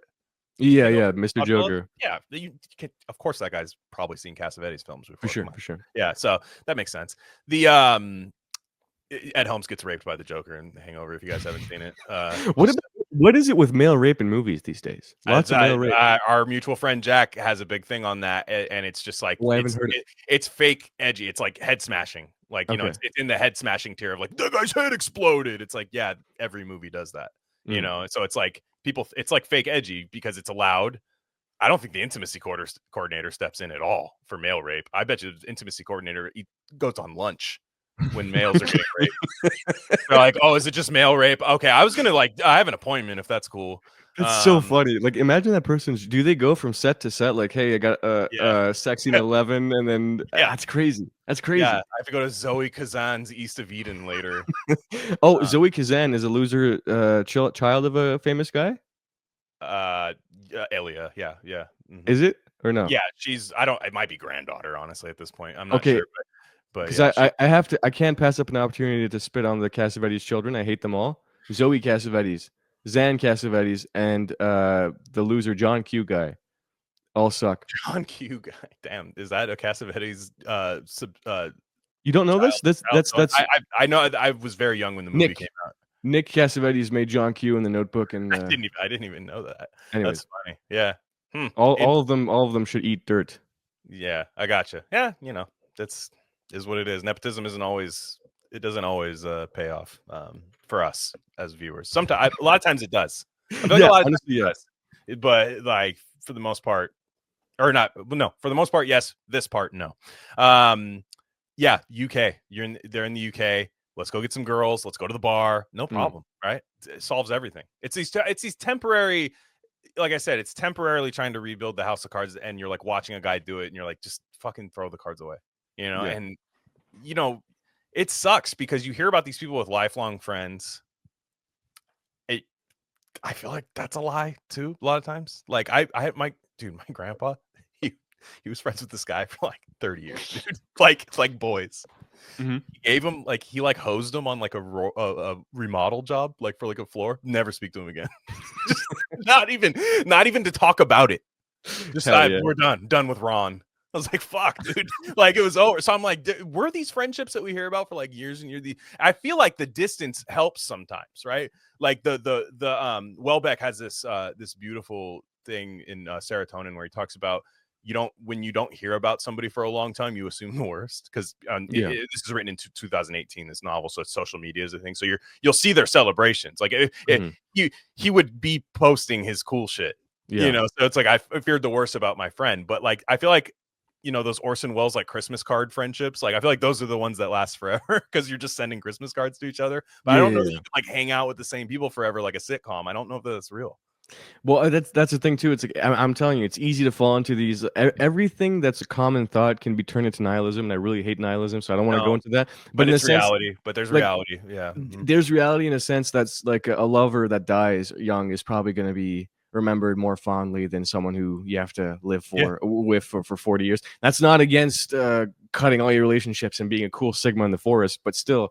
There is this like you become a legend to people who knew you if you die. Let things erode naturally. I mean, that's the thing. Like you have to if you notice like erosion or just some kind of lack of quality of something, like it's okay to because there are some people that like don't allow that to happen when it's really people that can't like have and I don't falling out is not even the word, but just kind of like naturally part ways. Like I feel like that can't happen like anymore nowadays. Like it's all this like. Why don't you talk to me anymore? It's like, hey, it's like you didn't see that this wasn't, working anymore. I don't know. And just this whole like party thing. Well, let's go fucking party. And it's the lamest party of all time. Like it is so lame. It's a total, but I've done that. The thing is, like, it's it's let's get three kind of, everybody, reasonably attractive women. Guys will say mid, they're attractive women, and they bring them up to the room, and they're just like, so and then the I think it's Cassavetes goes, we're gonna order this. You want a salad? You want duck soup? You want duck soup? Duck, tuna. I think it was like tuna salad, which is old people like insane old people food. Like they eat like cats. And, David Lynch famously would eat like tuna, feta cheese, and a tomato every day, something like that. Yeah, and then 3 packs of cigarettes and like 8 donuts. I feel like and like a milkshake. Insane diet. 78, pretty good actually when you think about it. Honestly, pretty good. And he ended with the return, so it's like, man. Man, this is something really evil. I said this is very evil. I'm a little ashamed, but I gotta ask you if you thought. I was convinced for some reason that The Return would be his last film. I knew it. In the sense, or last work, whatever you want to call it. I'm glad it was. I'm not glad it was, but I am. I mean, you can't top that, dude. I'm sorry. Like, you cannot top that. Like, I don't know why I whispered, but fucking you can't top that. Yeah. Whisper in your ear. David's listening, dude. Like, he's listening through the electrical socket. I saw the But no, I'm not glad, but it's one of those things where it's like, remember he got those things rejected from Netflix or something, or Netflix didn't run a few. Oh, Wisteria? That was fake. That was fake. Was it fake? I'm just kind of like, man, I would hate if that just wasn't that good. And that was what we last saw, You know. Well, didn't he do actually a short film with Netflix? What Did Jack Do? That was great. I didn't see it. It's the talking monkey. He plays a monkey. He plays a monkey and himself, and then the monkey is like, he starts singing in the middle of it. It's like 10 minutes. It's a masterpiece. Okay. He's in love with the chicken. It's a masterpiece. Okay, 10-minute masterpiece. I'll check it out. Well, it's not a feature film, but I think it's one of his last works, and it's really great. Okay, I haven't seen it. I bet you I haven't heard anybody even talk about it. True Love's Flame, next episode, 8 Plates podcast. We will do a 15-minute episode just to spite the haters. Okay. Absolutely. So in husbands, that you start with these women, and you start seeing the difference. The way it's a very primal Jane Goodall studying apes kind of thing, where everybody has to then take their persona and turn it up to like 11. The funny guy has to be the funniest guy. The smart guy has to be the smartest guy. The most animated kind of train wreck of a man is the biggest train wreck of a guy. And it's another one that hurts when you watch. You're like, fuck, I've been in this so many times. It goes on forever. The scene, in the bedroom hotel room scene, culminated by Peter Falk finally ripping the tape off everything and having the worst movie kiss of all time. Oh man, the saliva mixed with the tears, that's so horrible, man. And it's Columbo. Like, that's what's funny. It's like, it's literally Columbo who's like right about everything in a sloppy way, you know, like this like guy who comes out and he's, oh, my wife made this, soup last night. It's just so one more thing. One more thing. But he's so in control. The see Columbo, and I understand this is right around the time I think Columbo debuted. It's before, actually, I think, because this was it's not in 68. So okay, so it's before. So it's like, but us in retrospect, you're like, that's Columbo, and you're like, that's Columbo being a dork, like with an Asian girl, whom among us. And it is one of the most painful kisses you'll ever see. Oh, dude, and that girl. I mean, shout out to that girl, because that's like that on her part. That's like, because I feel like you're in a film, right? Like you're in a film. I don't know that woman's acting experience or anything. If she's ever done film, do you? Is she like an actress? I don't know her name. No. Yeah, nothing. Right. So I feel like you might want to like almost reflexively like kiss him back. You know what I mean? Like just like, because that's the scene, or even like do it a little bit like, but it's like, no, just straight lockdown, dude. Like nothing, like stone face, like kissing a statue. It was just amazing. But it's also really sad. Maybe it's male feminist of me, but I felt for the girl so bad, because like it's not it's terrible. Yeah. It's not, of course, in Peter Falk's experience, that sucks. But at the same time, she's not being cold, or she's not like, it's not like she was saying it. She's just so afraid, and it's not a tenseness that's an aggressive move. It's like she's just so scared, and she's so out of her element that I don't know, just it's heartbreaking. It is heartbreaking. No, you're right. But especially contrasted with Cassavetes wrestling this huge, tall English woman. My wife was asleep during that movie. I was watching it at night. She was asleep. The doors open. I have the volume at 10, like on 100. The British woman's voice that's hanging out with Cassavetes woke her up. She's like, "Can you turn it down?" I was like, "Oh yeah, no, for sure." But I was like, this woman's voice is like breaking the sound barrier. It's terrible. Just like, it was so bad. And I remember the next morning I was just like, yeah, my bad, that woman's voice. She was like, no, it was literally just the woman's voice. I couldn't hear like men talking or anything. It was crazy. But she also has I think it was Antonioni, like one of those famous Italian directors, worked with her. And that's how she was already in London as an actress. And then she found out about John Cassavetes shooting a film in London, which it actually was, by the way. London is not this exotic, weird place, but I'm so glad they went and did the trip. Like a lot of these movies these days are like a set or worse, CGI, yeah. Queer, which I think is one of my favorite movies of the past 10 years. I love Queer so much. I was pissed off with how much freaking CGI birds are flying in the background and CGI trees.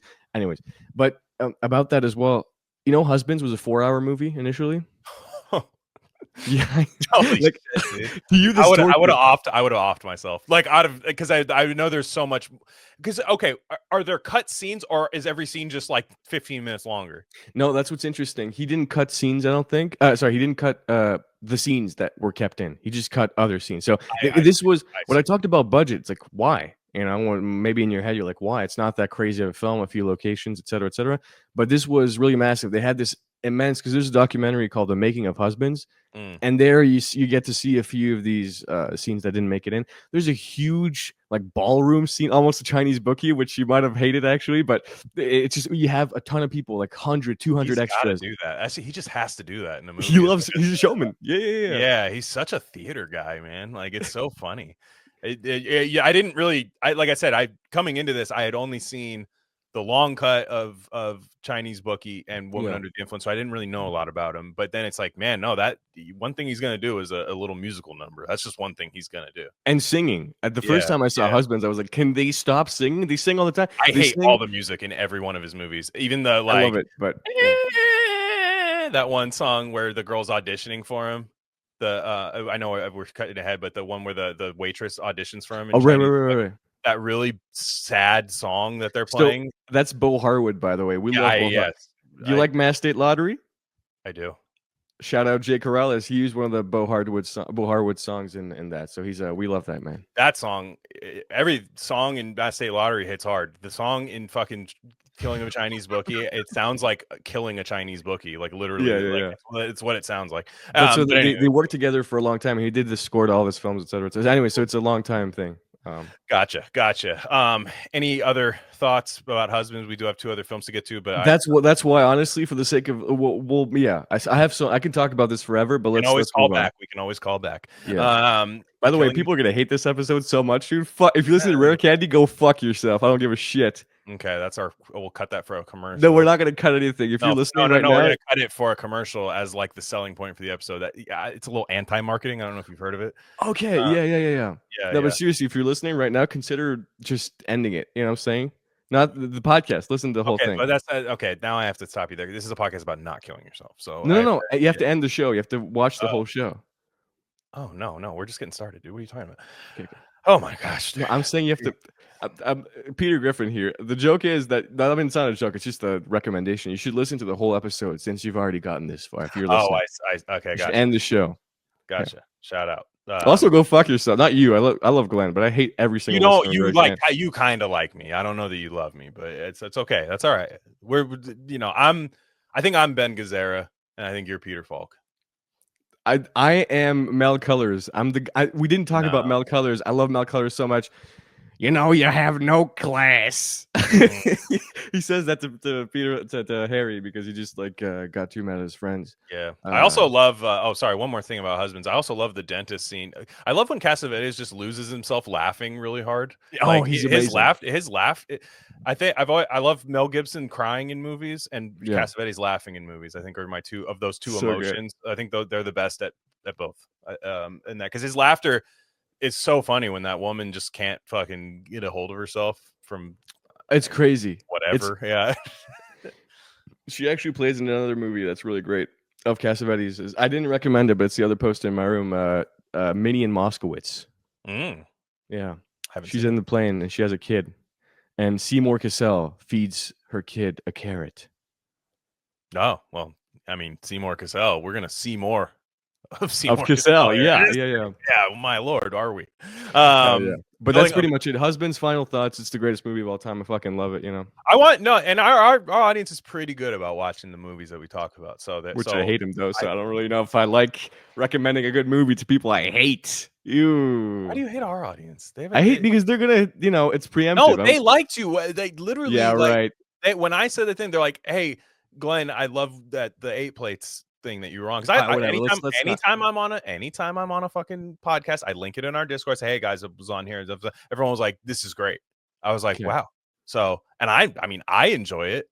They're warming up to me, so we'll see. I do feel like I'm being brought on like a fish tank style thing. Like when I get brought on, they're like, "You're there to like this guy fucking thinks he's so cool, dude. I'm about to fucking melt him." Yeah, come on. It's a little bit of that, right? It's not that at all. I don't know. Anyways, we're not going to have This is the theater of the absurd here. We're doing this little intermission where we each I'm not cutting it. I'm not cutting it. I hate to break it. You want the Cassavetes scene to be done, and it's not. It's still going. You want me to move on past the ballrooms. This is the ballroom scene right now, dude. Look. If you look up the 8 Plates podcast, I say it's the Husbands 1970 podcast. This is the true. This is the real Husbands 1970 podcast. We're just Anyways, okay, gotcha. Okay, the killing of a Chinese bookie. Do you want to? Yes, that's a good order. Actually, I agree with that. I'm just going time. I'm going chronologically. No, that's beautiful. Absolutely, absolutely. I do want to keep it that way because I think Love Streams is such a not swan song, but like for this episode, it's you're getting Cassavetes looks kind of like shit in it, and it's his final movie. It really is. Yeah. So you kind of it makes sense to talk about. So beautiful that film. Killing of a Chinese Bookie. It was a film I watched a long time ago. I'm a sucker for any kind of gambling, gritty. It's not New York, but it looked on the thumbnail. It looked gritty New York to me. I absolutely. I'm saying this is like, sorry, not to cut you off, but this is so like what people felt when they saw Drive 2011. They thought they were going in for this cool, fun action movie, and then what they got, like, I can't even imagine what you were expecting. Scott or James Caan, the gambler, and then you got this. It's so crazy. I do love the gambler, but no, I watched it. I watched the original long cut of it, the 1976 cut of it that was what was on Max when I was just looking for a movie. This was, I wasn't covering it for anything. I was just watching it, and I was like, I don't know, dude. Like, what is this? Like, it had so many elements of things. I was like, okay, this is good, and I just wasn't Cassavetes pilled yet. I don't know that I still am, but I really appreciate his work. I watched the new cut, which you were like, duh, 1978. Everyone knows that's the shorter cut. I was like, yeah, you're right. Like I was like, yeah, I was testing you, and so of course I knew that, and so I have. Cringe alert. I do have the Criterion DVD that has both options.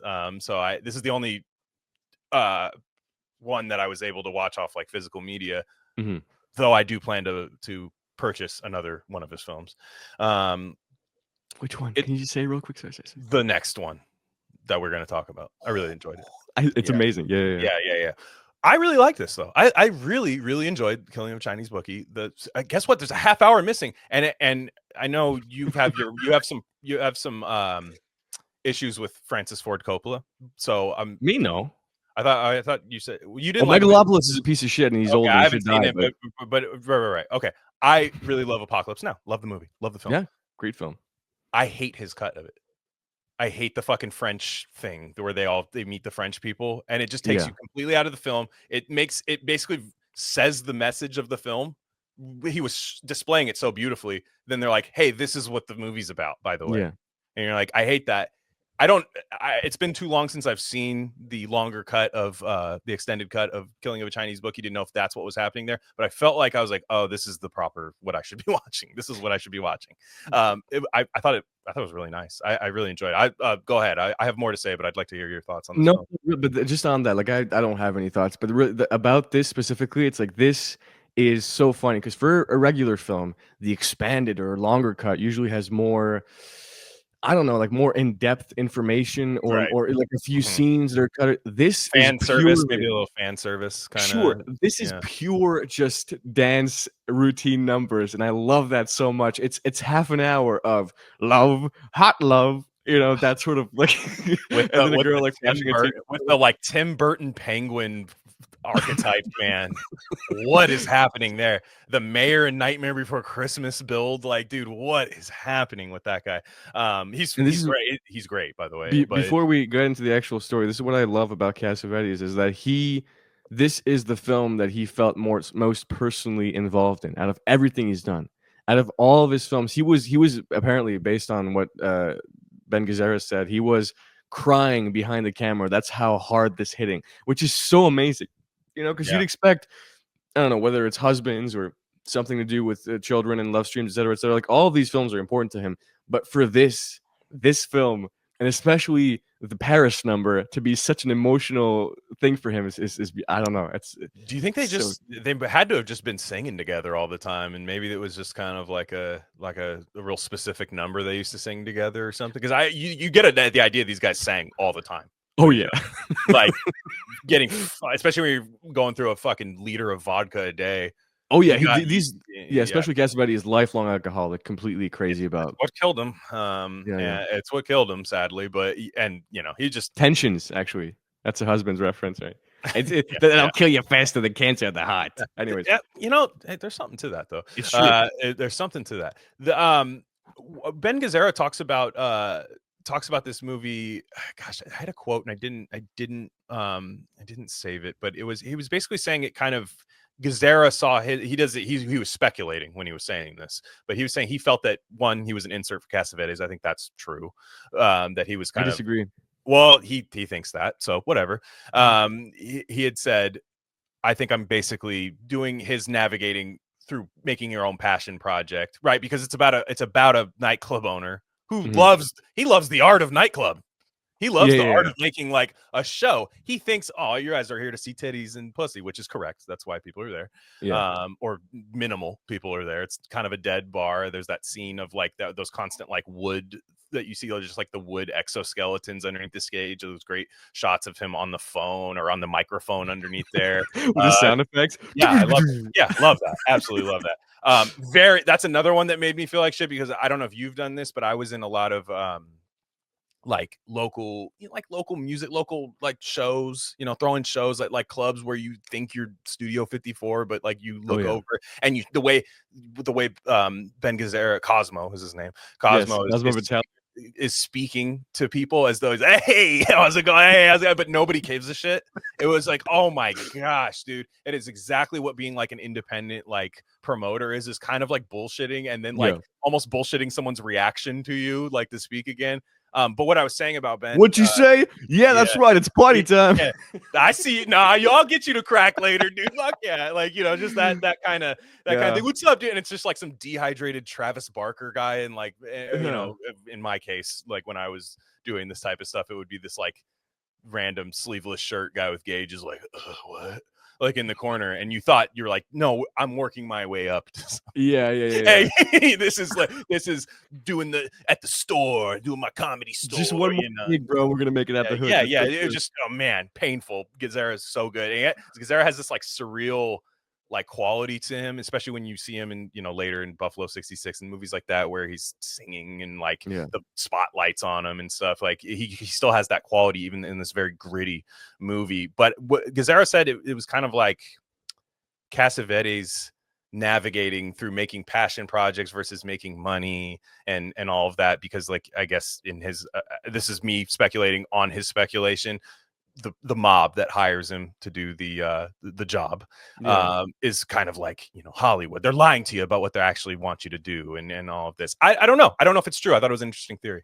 To me, that's the most surface level. Okay. And that's not Glenn. I love you. Don't it's take it, but it's the most surface level. Ben Gazzara was an actor after all. Let's not forget that. Let's not take what he says. True. But I think and I don't want to pretend like I have the answers. But to me, this is very, very surface level, and that's not for me. The real Cassavetes stand-in is the sweaty penguin guy, the guy who is there every night making a show, dedicating his entire existence to something, and all it takes. All that people want to see is attraction. And if you listen to, not attraction, but like it's like a circus attraction is what I meant. Like people want to see the flashiness, the action, the tits, etc., etc. If you listen to any of his interviews, he always says this. It's like, these people are such sissies. This town is full of sissies. People just want to go see a movie where they don't think at all. They don't have a problem. And he wasn't just a hater. He wasn't like Orson Welles just shitting on everybody else who was great at the same time. He was actually just asking people to give a film a chance. Not that you can't love E.T. The guy was trying to be like an asshole, like one of the interviewers, like, what do you think of E.T.? And he's like, it's a great movie about an alien. I love it. It's great. It's not about hating what's popular. It's about trying to do this thing and people just not being willing to give you the attention. Well, submitting, nobody submits to you, right? But not submit, not to. You see, I watch a movie and I'm watching it and I'm not gonna be like, I'm the perfect.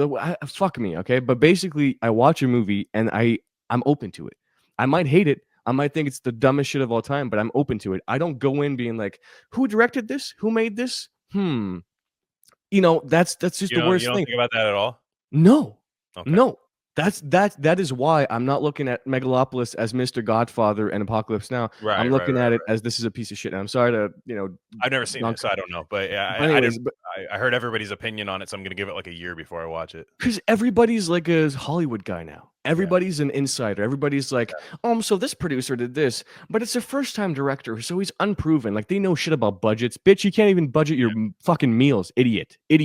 So, anyways, I hate it so much. People are just like, I know everything. You don't know anything. You should watch a movie as something separate. You don't go in as Mr. You think Expert. the Penguin guy is the stand-in guy? I think the Penguin guy is John Cassavetes, and the show he wants to put on is cinema. And what people come here for is not cinema. They come here for the flash, bells and whistles, explosions. Yeah, titties are metaphorical in this sense. 1970s titties, goodness gracious, It's a lot. There's a lot going on there, man. Yeah, multicultural too. Yeah. So, anyways, you see a lot of that. But I actually really, really enjoyed this on the set because this was the one I was dreading watching because I was like, fuck, I just didn't like this, man. And I really extra when I think a movie is something. When I get burned by a movie, it's always worse. It's not like, oh man, I'm killing a Chinese bookie gambling guy, like walking around in cool 70s like outfits. This has to be good. And then when it's not, I'm like, I don't ever show this to me again.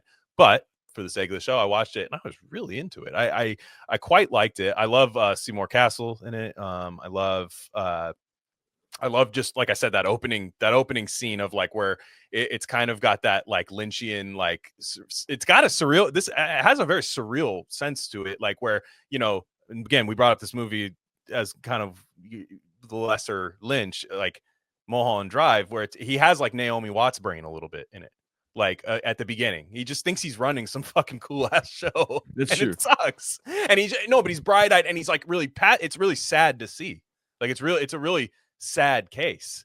And then and just kind of killing, when he has to kill somebody, it feels like it's just killing that like bright eyed bushy tailed part of his life, and it's just sad. I told you this. It's so sad. It breaks my heart when I see this man. They found the most innocent looking Chinese man of all time. Yeah. I don't even think they're Chinese, by the way. I think they're actually like Korean or something. Because when they hear the languages, but back in the day, US in the 70s, like whatever. Chinaman, dude. Chinaman. But it's so good. And the funniest part is that the mob at one point, I don't know if we're gonna go scene by scene, but this is I just love it so much. They're like, hey, you gotta go scope this guy out and see where he goes to take him out in the best way possible. What he does instead is he brings a few models from his show and they go watch Chinese movies and love it. Why didn't you come get me? You always come get me. I love that part, man. Dude. Yeah. No, God. Just so the charm and the actual openings also. But this sounds like I'm calling Jay just a guy who just copies stuff from. It's not true. Jay's a wonderful artist. I love him. Mass State Lottery, go watch it. Really enjoyed Mass State Lottery. In Mass State Lottery, he samples the exact when Buddy Duress's character is introduced. He samples the intro song from Chinese Bookie. The 70, actually both versions, but it's so good. The bow, bow, bow, bow, bow, bow, I know what you're talking about. Yeah. And that is such a crazy. It catches you off guard too in Chinese Bookie. Like to me, it's not what I would expect to hear in a Cassavetes film. Not at all. That like just a warm synth. Is a synth? I don't know if it's before. It's like synth existed at the time. We had all the classic, but it seems to me where it's just someone who's so crazy in sound experiment. This is probably a guitar. But you run it through enough effects pedals that you get a bass through it could even be a bass through a synth almost I'm not going to pretend like I know. I do movies. I don't do music, but I know the sound you're talking about. It catches you out. You're kind of like, whoa, like you're like yes, no, I love that part. That part's incredible. The Chinese guy, he's just splashing around with his girls, dude. He's just splashing. He's just splashing. So to set the plot up, just for anybody who's not going to watch the movie, but I do think you should. Again, make sure you watch. I don't like stressing with the 78 cut. Whether you like this, I like the 76 as well. Start with 78. Don't make it harder on yourself. I like I did basically. Because I now like this film. So there's a guy, Cosmo Viti. He wants to Vitelli. Yeah, Vitelli? Viti? No, you're correct, but it doesn't really. Cosmo Vitelli. Cosmo, played by Ben Gazzara. He's club doesn't appear to be doing so hot, but he's like, night on the town. And he has that. I love his like little flop houses that he has. Like, it's a very Cassavetes thing where it's just women just around in a house, just hanging out. You see, which by the way is Jenna's mom, Cassavetes' mom. You know, like it's a lot of these. It doesn't matter, but it's just a lot of these familiar faces. And the first guy he owes money to is Al Rubin, the cinematographer of Love Streams and the producer of this film. Interesting. Yeah.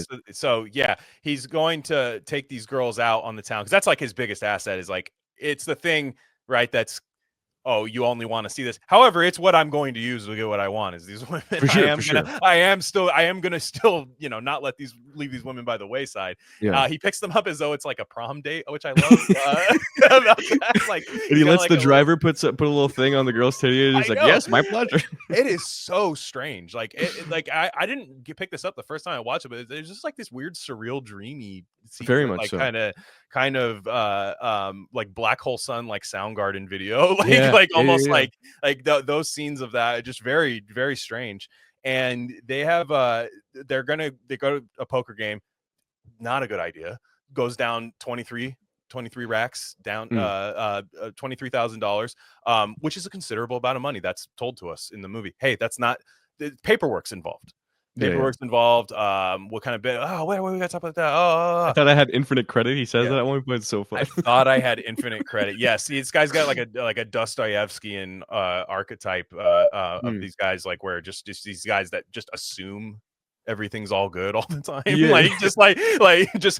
By the way, it's cool if I just like bring all my friends over to this house and like we fuck up everything and don't pay for it, right? Which is the first thing he says. The guy Vince who works at the club, the first line, he pats him on the back and he say, "It's all right, Vince, it'll pick up." You're right. It's that mentality of like everything right now might be not good, but it's gonna be all right. We're gonna be fine. Yeah, because I've been the guy he's said that to and the guy saying it. That's the sad part. But you need that though. Sorry, but you do sort of need films, especially if you're making a film. I feel like I don't know. Interesting. I don't agree, but like I don't make films. I could imagine there's days where things don't seem to be working out. Just timing. Somebody doesn't show up. Somebody, maybe not yours, but of course. So you hear about these horror stories all the time. Many people are dead to me, Glenn. You don't know. A lot of people so what I died mean, last but year. like you still have to have morale. Of course, like you still have to have morale. So like you kind of have to bullshit a little bit. You have to you're right. Bullshit for morale. I feel like that's kind of like what's happening there. That's true. Okay. Like so I guess you have to, like, you make a film, like there's a lot of moving parts, and if one part's not moving, right, like you have to, what are we gonna do? Stop? It's a fucking expensive ass data. Just stop because of that, and very scary process. I have no desire to ever be on the part of that. Ugh, scary. But he has to go to they get a job offer, right? They're like, hey, it's not the end of the world, guys. Hey, Cosmo, yeah, you don't have unlimited credit. That's correct. You don't have unlimited credit. We'll be willing to shave a little bit off if you go take care of somebody for us. Yeah. Weird thing though. Cosmo's like, no, I don't want to. I'll do the thing, but I don't want the balance reduced. You start getting into like these, almost like this death wish mode, like kind of like I'm like a guy who's like black pilling, basically. I don't know. It's just the way I feel like it's an interesting thing. It catches you off guard, but it is kind of like, it is watching just a guy just like fail and just do everything you don't want him to do. But there's like this sense of relatability sometimes that really hurts. It's a horror element in some of these Cassavetes films for me, sadly. But no, I agree absolutely. One of them's a Chinese bookie, just a low level. He's nothing, guys. He's nothing. He's just a lame Chinaman that you can just go whack real fast, dude. He doesn't have 10 armed guards. I love it. The guys are in the A-frame house. Yeah. The guys are in the A-frame house, and he says the great scene, that dark scene in the car where they're explaining the situation. One of the best scenes in the film, where he's saying it's an A-frame house. This guy sleeps alone.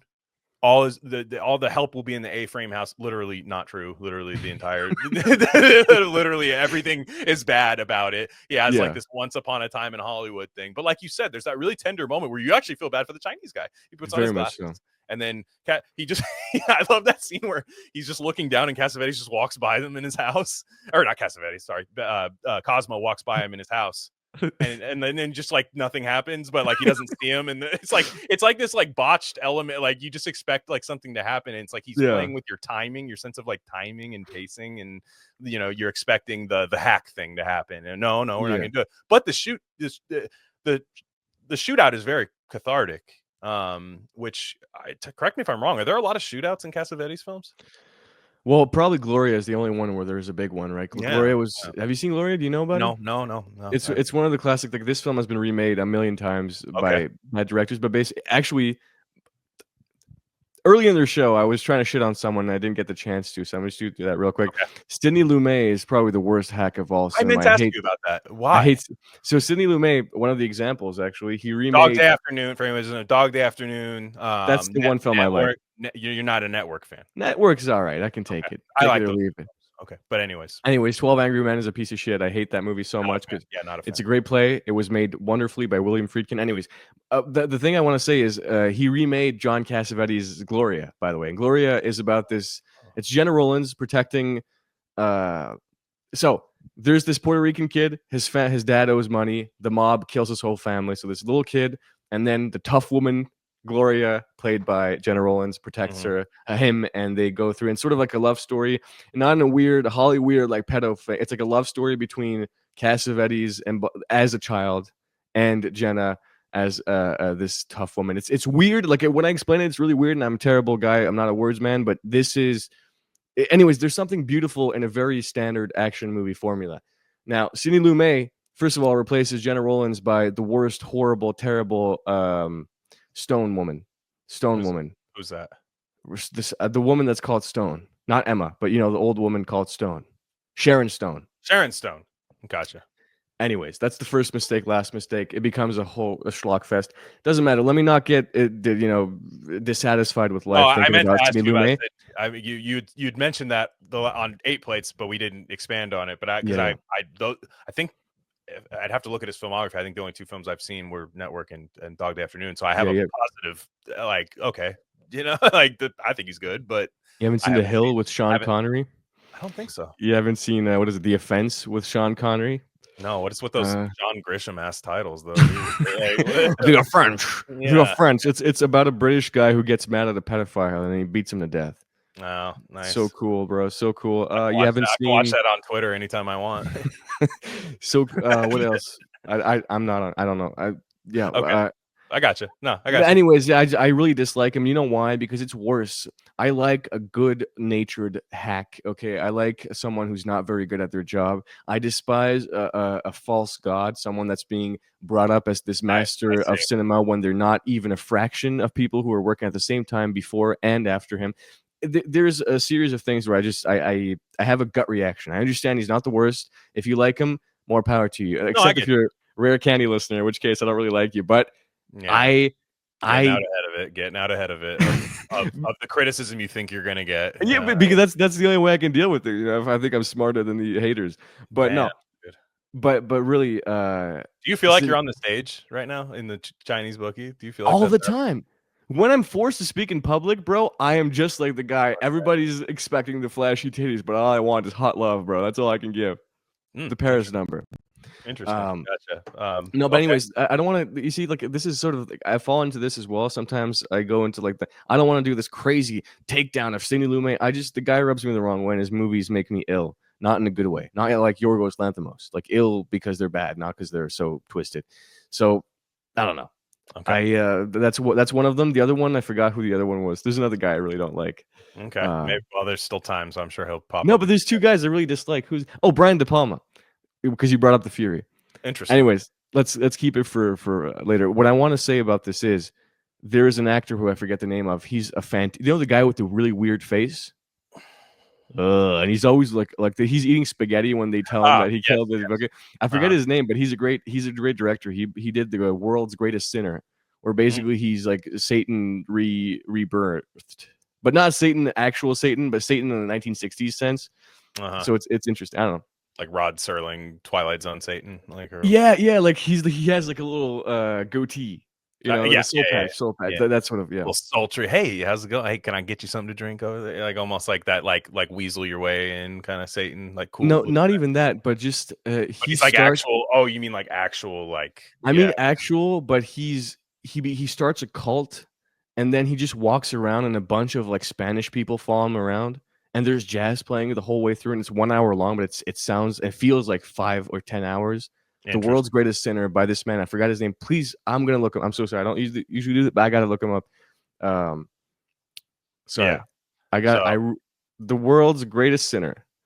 We're looking it up. Greatest Sinner. You're committing the world's greatest sin right now, but dead air. I know. I'm so sorry because it's important to me. Like I don't want to not have the shout out.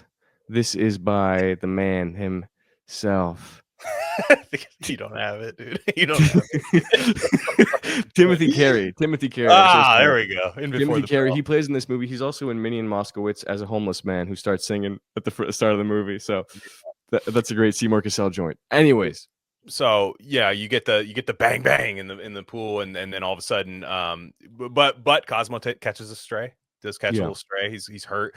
He does his dramatic fall onto the bed, which I do love, where he falls onto the bed. He always runs back to that house for comfort.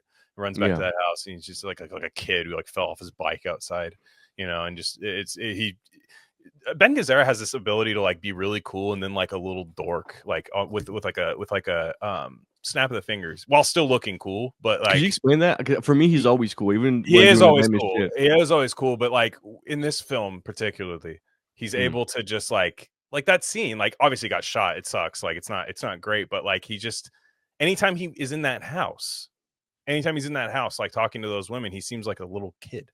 Like when he's talking to them, and he just seems like kind of like a dweeb. And then the minute he walks out of there, he's like Jackie Treehorn, Ben Gazzara, dude. Like just hey, what's your hey, he's just doing that like kind of thing. But when he's able to kind of like whenever he's talking to like women, like when he's talking to the much later in the film, I don't even what is her relation to them. I was kind of muddled that the black woman kind of not the stripper, but like the older one. Well, that's her mom. That's her mom. Okay. Yeah. Gotcha. And so when he's talking to her, he's kind of like, I don't know, he kind of like his guard is down, I guess. Like the Ben Gazzara guard is down. He's still such a great actor and it's so cool. He doesn't seem as cool to me. And I love the way he's able to like, I don't know, just seems like it disappears quick to me. And you ever have these people that just because of their cadence or the way they speak, they just throw you off guard? That's what it felt like as well. Like he's usually this smooth in that world. He's Mr. Smooth Talk, like kind of Bogart. What you were talking about with Bogart, like earlier, like just like it's said perfectly. The cadence, the right word is emphasized. Everything is. So there's no like if you were to say something, you accidentally say like sex instead of another word, and everyone laughs, and then you can't like say anything anymore. Like it would never happen to Ben Gazzara.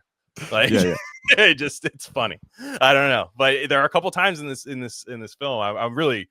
Obviously impressed. I'm not breaking any new ground here by saying he's very impressive in this. So impressive that literally Peter Bogdanovich did the exact same movie but gay. Who's off camera here? Someone's off camera. Oh, I was just saying hi to my wife. Oh, hell yeah. Oh, you say hi too, or are you just gonna be weird? No. Okay. No. Oh my gosh, bro. It's so over. Anyways, doesn't matter. Fuck it. What else about Chinese Bookie? What else? Honestly, a million other things. Here's the thing, though. What do you think about the contrast? Like, do you think that you had an idea of what the rest of his work was based on this movie? Because I couldn't imagine. You mean for Ben Gazzara? Like, for example, no. I mean for Cassavetes. Like, imagine you just seen this. Obviously, you have the experience now, having seen more of his films. Like, did you have any conception? No. Or do you actually see a through line? Maybe I don't know. No, because so what does he do immediately after Chinese Bookie? Chinese Bookie is one of his last films, but between Chinese Bookie has 2 dates, right? 76, right? Yeah. 77. There's Opening Night, which is a masterpiece as well. What a fantastic film! And then 78, this comes out. Not this, but I mean the new cut. Yeah, I think to me what I said earlier about like Lost Highway, it kind of he is like operating a little bit within a genre on this one, just a little bit, not a lot. Absolutely. Of it. So it is kind of cool. Like I think it's kind of cool because it's fun to see a guy who typically is like making his own thing a lot of times, like very much I don't even know what words to say to describe it. We've talked about Alt house American independent cinema filmmaker. Oh, verite, is that the word? Oh, verite. Yeah, that's another word I really love to hear from guys. Yeah, I remember. No, whenever you look up John Cassavetes, they say a master in cinema verite. Well, that's not true because cinema verite means documentary, right? But what they say is like, I mean, in that these films, verite style of cinematography. They're raw. It's just you're watching the raw footage, dude. That's what I'm gonna show you some raw meat, brother. What are you talking about here? What are you talking about? Please. he just did. If you're just listening to the audio, but I I love the kind of the storytelling angle of like that kind of like downhill. It's weird. It's like the downward action of this movie after he kills the bookie. You know, he's like more alpha while it's happening, but he's spiraling. It's weird. Like it's like, you know, like I said, there's those moments where he goes to the you know, his little flop house or whatever, and he's like, oh, I've been shot, oh, the woman, and then, you know, he's like kind of met his match like with all these other people. He's not nearly as cool, because even when he's being interrogated by the mob, he's like kind of cool. Like he's kind of cool. He's like, oh, we don't got to bring up my business. Yeah, well, that's the guy was like, hey, did you kill someone? It's like, yeah, in the war. Yeah, exactly. Like he's able to just do that. It doesn't really happen there, but like, hey, there's another shootout that happens. And the first time I watched that film, I didn't really think that was going to happen again. I thought it was going to be very 70s and he was going to die. Right. Because that would be very 70s if he got. Yeah, you see the final scene, the camera goes up and it's just him on the pavement, and all the girls are like, oh no, he's dead. Yeah. And then they'll be like, he was a fucking loser anyways, and then that's the end of the movie. The very 70s, very of the time. Like that would be the Bad way Lieutenant Abel Ferreira. Yeah. Of the time, it's just like, you know, or Bonnie and Clyde, they fucking die. So what? You know, like just these. I'm fine with that in films, but it's cool that he like. It's weird. I don't know if you know what I mean. There's like that obviously that downward action after the shooting, but like he kind of like the shooting wrestled with some demons. I feel like, you know. Yeah, well, it's adrenaline. You know, when you get shot. I've never been shot, thankfully. But you know, there's a sort of like the rush where he knows it's gonna end, but he's got that like final breath. I'm just gonna make sure I get this final show on the road. The Paris number. He sees the Paris number, and then he I think he dies. I mean, that's not like a.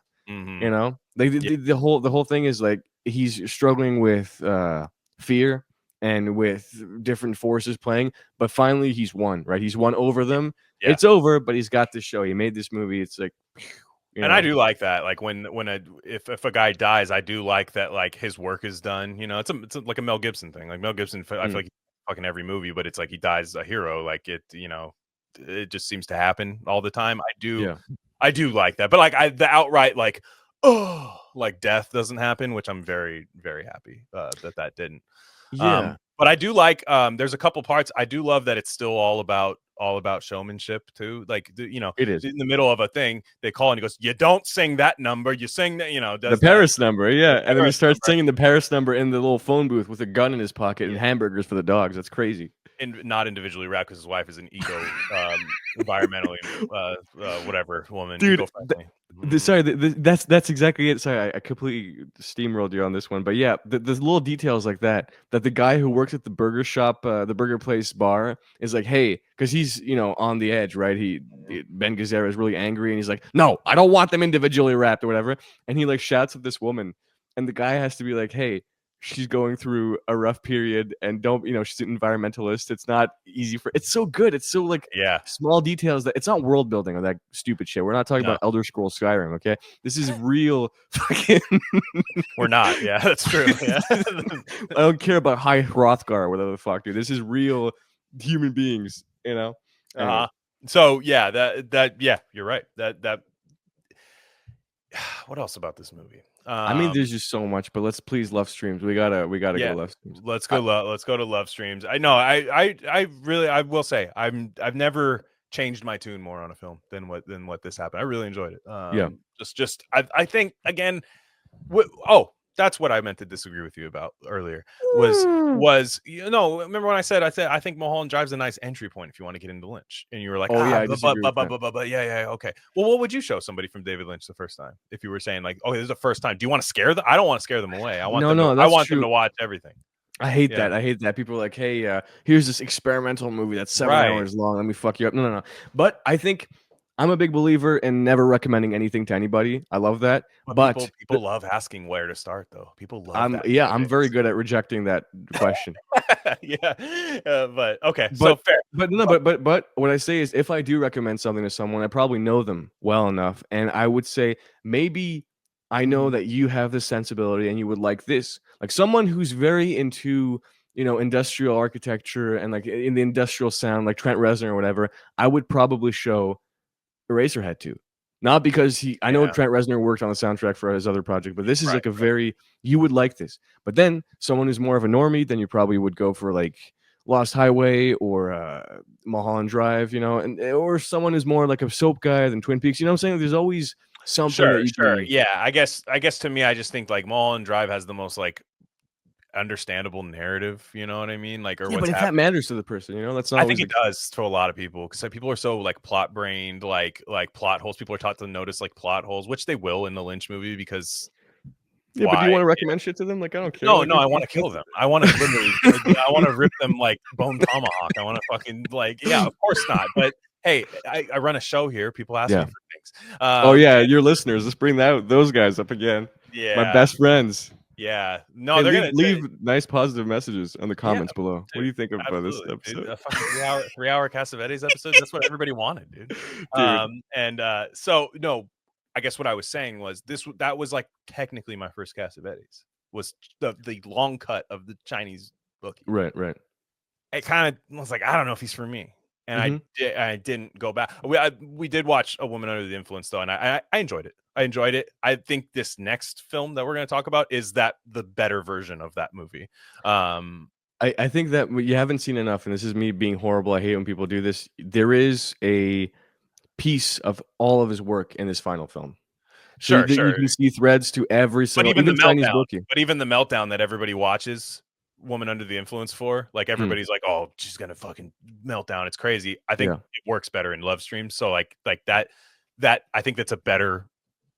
It's just a better film. Like I love A Woman. I love A Woman. I also love Mulholland Drive. I just don't think they're like the best representations of. No, but I like to me I think they're pretty decent. Like if it's just somebody that's like literally like me, where I'm just in the last 4 years trying to get into like not cinema, but just trying to watch more cool videos and like test myself a little bit. And I'm a completionist, so usually when I like one movie, I try to watch everything that the person's done. It doesn't always happen, but I just that's kind of the goal.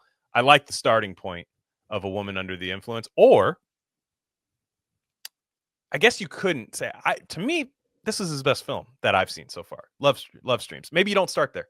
Maybe you don't. I would say that I love Husbands more than anything, but I agree. Love Streams is beautiful. The reason why I chose these, by the way, maybe it's not going to make sense to most people. This is not the best Cassavetes movies or whatever necessarily. This is the boys' movies. I think that was important because a lot of his films are very like female oriented and they're great. They're masterpieces. But these are the boys' movies, right? We got Chinese Bookie. Husbands is the ultimate boys' movie, and then Love Streams, even though it has Jenna and that's a huge part of it, it is at the end a boys' movie, a divorce movie, a getting shit faced and hit on by gays at the bar movie. Yeah. Amazing. Buying the zoo movie. That's such a guy move, even from Jenna. Yeah. We bought the zoo. Dude. All right, let's get into it. Yeah. Don't even talk about the wounded animal stuff. Oh my gosh. That's a thing for sure. Yeah. Love Streams, 1984. Last feature film, correct? Well, so what? Look, this is me being the. I don't know. I'm asking. No. So in real heads, I'm a real head. Yes, technically, Peter Falk was struggling on Big Trouble, 1989. And the director sucked and dropped out. Technically, John Cassavetes has a credit for that, but it's not a real film of his. The last like Cassavetes joint, like just the like this is the last. It was meant like that. Yeah, and no, and again, it's poetic. Yeah, it's. Can poetic. I send you a book? Sure. I have a rare book called Cassavetes Directs. It's Michael Ventura who was there every single day from the pre-production to the end and until Cassavetes' death for Love Streams. Yeah. And Love Streams and Cassavetes had a phone call with his doctor, basically telling him he has 6 months to live in 1983 or whatever they were doing it, and that's why he made Love Streams. So you understand that this is meant to be a final. Yeah. You can see it on him. I mean, that's good for context because Cassavetes is not in good shape. I mean, a dashingly handsome man. For most of his, still in this film. Even look like he has like that weather, but you realize like actually he probably was going to look like that 10 years from now. Oh yeah. Like he was going to age that way at 69, not 59 or whatever, whatever age is. Like he really accelerated. Many such cases, if you drink the way he drank, it's rough, and work the way that he worked too. So it was like all of that combined is just like, but mainly the drinking. And he's, this is the first film that actually has Jenna Rollins in it. So that we're talking about tonight. She's a very big part, obviously, of what he does, and she plays his sister. in this. Yeah. I do love about this movie. This is not a criticism either, but they can't hug like brother and sisters. Every time they hug, it's total husband and wife. I love it. It's hilarious. The kid, like all of it is just like it's actually really sweet when you think about it. It's like it doesn't matter how much we try. You can't. It's tough to do. Yeah, like it's tough to do. Like the kid. Sorry. I don't know. I couldn't hug my wife the way I don't have a brother or sister, but like I couldn't if it was like I hug her like a sibling. I don't know what I would do. You know what I mean? Like that they do it in the thing, and it they look like lovers. It's great. Yeah. That's the first thing the kid says. His son, technically in the film, he's like, "Do you love her?" It's like, "Not the way you think." Yeah, that's what he says, which is obviously like everybody knows that they're husband and wife. That's what they're known for, basically, and yes, for them. So this actually leads into, not that I want to talk about it too much more, but in Gloria, the same thing is true in the sense that you have this little Puerto Rican kid who's Cassavetes personified. If you're a twisted, horrible, terrible person, you're like, what? Jenna Rollins is in love with the kid? That's not what the movie says. This movie doesn't say that. What? Brother and sister? That's not what this movie is. It's not some Italian bullshit. Yeah. But it's like, these people who everybody knows what they are, but let's see it from a different lens. Yeah. Let's try to visualize it as an older woman protecting a kid, or a brother and sister being reunited after a bunch and also as you get older and every other thing falls apart. Like I almost like to, I don't like this term, the universe, the Cassavetes universe. But he kind of does when you're using a lot of the same people and doing this. You think about his character in Husbands, if he had a sister the whole fucking time, and this is this is life now, and absolutely, like it's like when two dudes that don't have anything, divorced dads, they live together. They're kind of a gay couple when it happens. Like when they're in their 60s, you're gonna like the brother sister if they were to live together, which very heart wrenching scene at the end. But if they were to live, it would be like a husband and wife relationship, like a sexless marriage, in a sense. Like it would be. By the way, forgot to say one thing. I don't know if this is true or not. This is on Wikipedia. I hadn't seen this right now, but I feel the need to mention this. David Bowie was on the set of Chinese Bookie for like most of the time. Yes, that's absolutely true. Insane. A lot of insane shit. So, for example, I not to one up. No, we have to talk. That David Bowie is like my hero, so we have to talk about that. I love David Bowie so much as well, but actually, David Bowie's cinematic work is it's fascinating. I love him. He's one of the best at obviously being David Bowie on screen. Yeah, but it works. It's like, but it works in the context of the film most of the time. But it's David Bowie. Yes, of course. Okay. Philip Jeffries, dude. No, I know, but that was one for me. Obviously, I'm thinking of Merry Christmas, Mr. Lawrence. That's my number one. But classic. But I love the man who fell. I love the man who fell to Earth. Nicholas Rigg, fucking insane flu. Like your head is spinning from like a flu movie. Love it. We're just naming films. By the way, you know what he's really bad in though? Ball. There's a Ball adaptation with him. Ball is a fantastic play by Bertolt Brecht, which was made into a movie by Rainer Werner Fassbinder in 1970. It's a masterpiece. But anyways, there's a UK version. He's really bad in it. Anyways, I love David Bowie. So that's true. About celebrity appearances, Peter Bogdanovich directed a scene in Love Streams, which was cut. Oh. But like he guest directed it. Not that I'm comparing Peter Bogdanovich and David Bowie, but he used to love to do that, where there's big guys, big stars who would just come on the set and be there and hang out, whatever. And not for any reason, not like a horrible person like me would do, which is be like, hey, come in the movie, let me boost, like not that way. Just when you're that big of a star, it's not a slight when they're like a star like that. I feel like it's kind of like you're on set, you're just chilling, They probably don't want to like be in a real like, I'm David Bowie, will you sing the Paris number for me? Like, or actually, knowing David Bowie, he'd probably he'd have to do an American accent because they'd force him to do an American accent. The Aladdin Sane album, dude, like that. That's kind of a cabaret album. Dude. Yeah. Cold fire, you've got everything. But yeah, that would work up there. No, I just insane, by the way. So he's apparently, you can see him. The next time I watch this movie, I will find him it's probably in the extended cut. I would imagine in the extended cut. It's probably, I would assume it's something with the longer scenes where they show the audience and you see him that way. That's crazy. Yeah. So okay, Love Streams, we're back. You have a dad of a son. He knows he's guy's probably got like random kids everywhere. I mean, you guys, he's Starbuck womanizer, dude. Writes I wouldn't say sex novels, as Jenna Rollins would say later in the film, that you write sex books, but he's just like a novelist. Definitely like a kind of reminds me of like a like a Jay McInerney, like Bret Easton Ellis, like Night on the Town novelist kind of guy in the 80s. Marilyn French. Yeah. Just any of these, like any type of people. He's weathered, obviously still charismatic and charming and stuff, but he's weathered. You could see him like he's breaking down a little bit. And you're just seeing split stories being told of Jenna Rollins' character and her marriage to Seymour Castle, which is silly. It would just be really silly if they were married. No, because I'm so sorry to do this to you on air, but you should have watched Minnie and Moskowitz. That's what happens. Minnie and Moskowitz is this weirdo Seymour Cassel who somehow, with his Jewish charms Jenna Rollins, and they make the perfect couple. Oh, so there's this history there. Okay. Yeah, so this is the continuation of that, where this perfect couple a few years later becomes this nightmarish.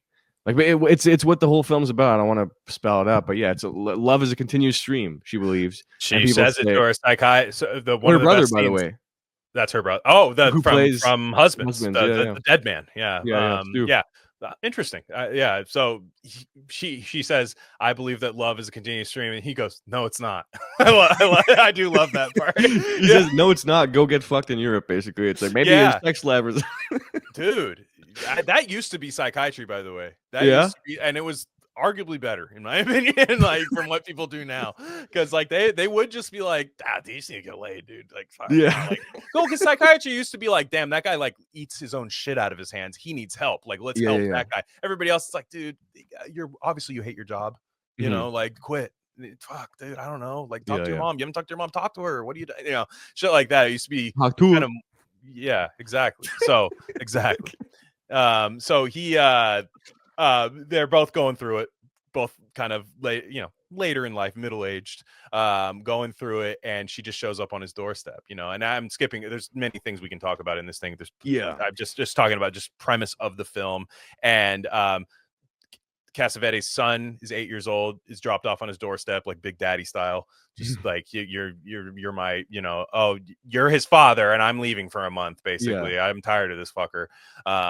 And he goes to Vegas, has a very fun Vegas trip. It looked sick, so sick.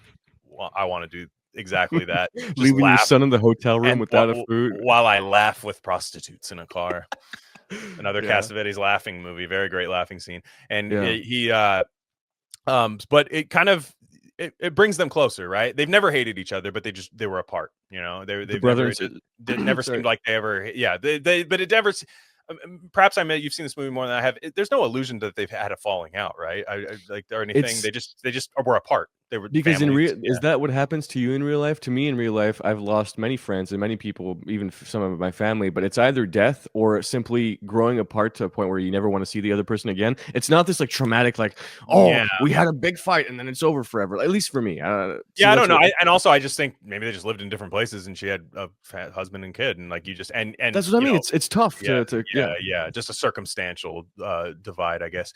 And but again, there's no like making up or anything. It's immediately like, and it's beautiful. It's picking up right where we left off. There's that beautiful hug in the taxi cab, very husband and wife, but it just, again, doesn't matter, like you were saying. But you see that it just picks. That's the best friendships, right? Is when you just like haven't seen each other for a while and then bam, like it's just literally like you saw him yesterday. You press play. It's not like a rewind. Press play, exactly.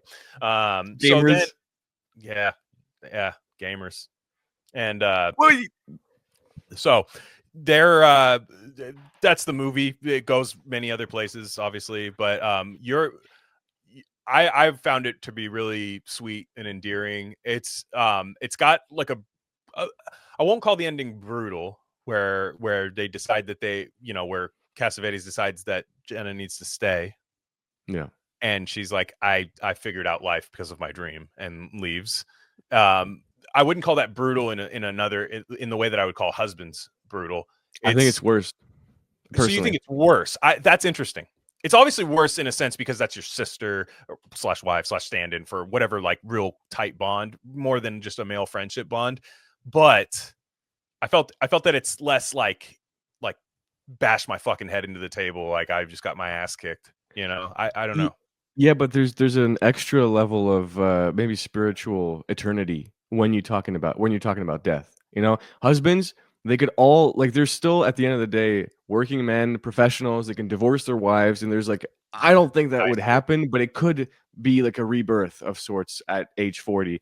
When you're talking about the real director and this like the character basically waving us goodbye, being like, this is the end. Fair, contextually speak, with not even that, but in the film as well, in the sense of like, I've failed as a father, I've failed as pretty much everything, even my artist shit. Basically, I go to gay clubs to be sort of exciting, but I'm not that great of a writer or whatever. I know. And the lie about writing the book is so funny because he's not working on a book.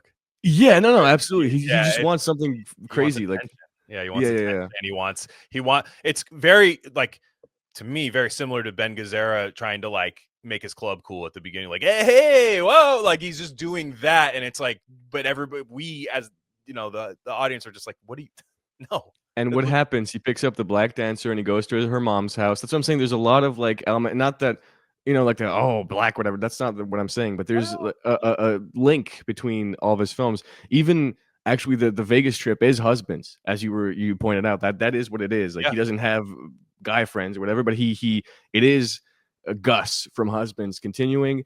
The divorce is Minnie and Moskowitz.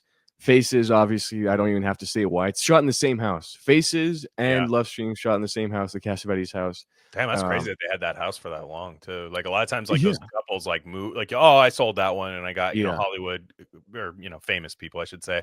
Like that's a beautiful house though. I mean, why I would not leave it. Looks. I'm still looking, and I want to have to purchase the original painting of the man who looks like Cassavetes and the blonde woman who we assume is Jenna playing chess. Yeah. That appears in 3 of their movies, and it's just I'm looking for the original. I would love to, anyways, one day. But what I'm saying is, it's not like a weird like, hey, member? Do you like member berries or whatever the hell? Like, remember? Not member berries. It's a twist on what he's done before, and it works as a standalone film. So this is not like, oh yeah, it feels like a farewell tour, right? Like if you're watching, but like you'll still hear contemporary songs, you'll still hear this and that.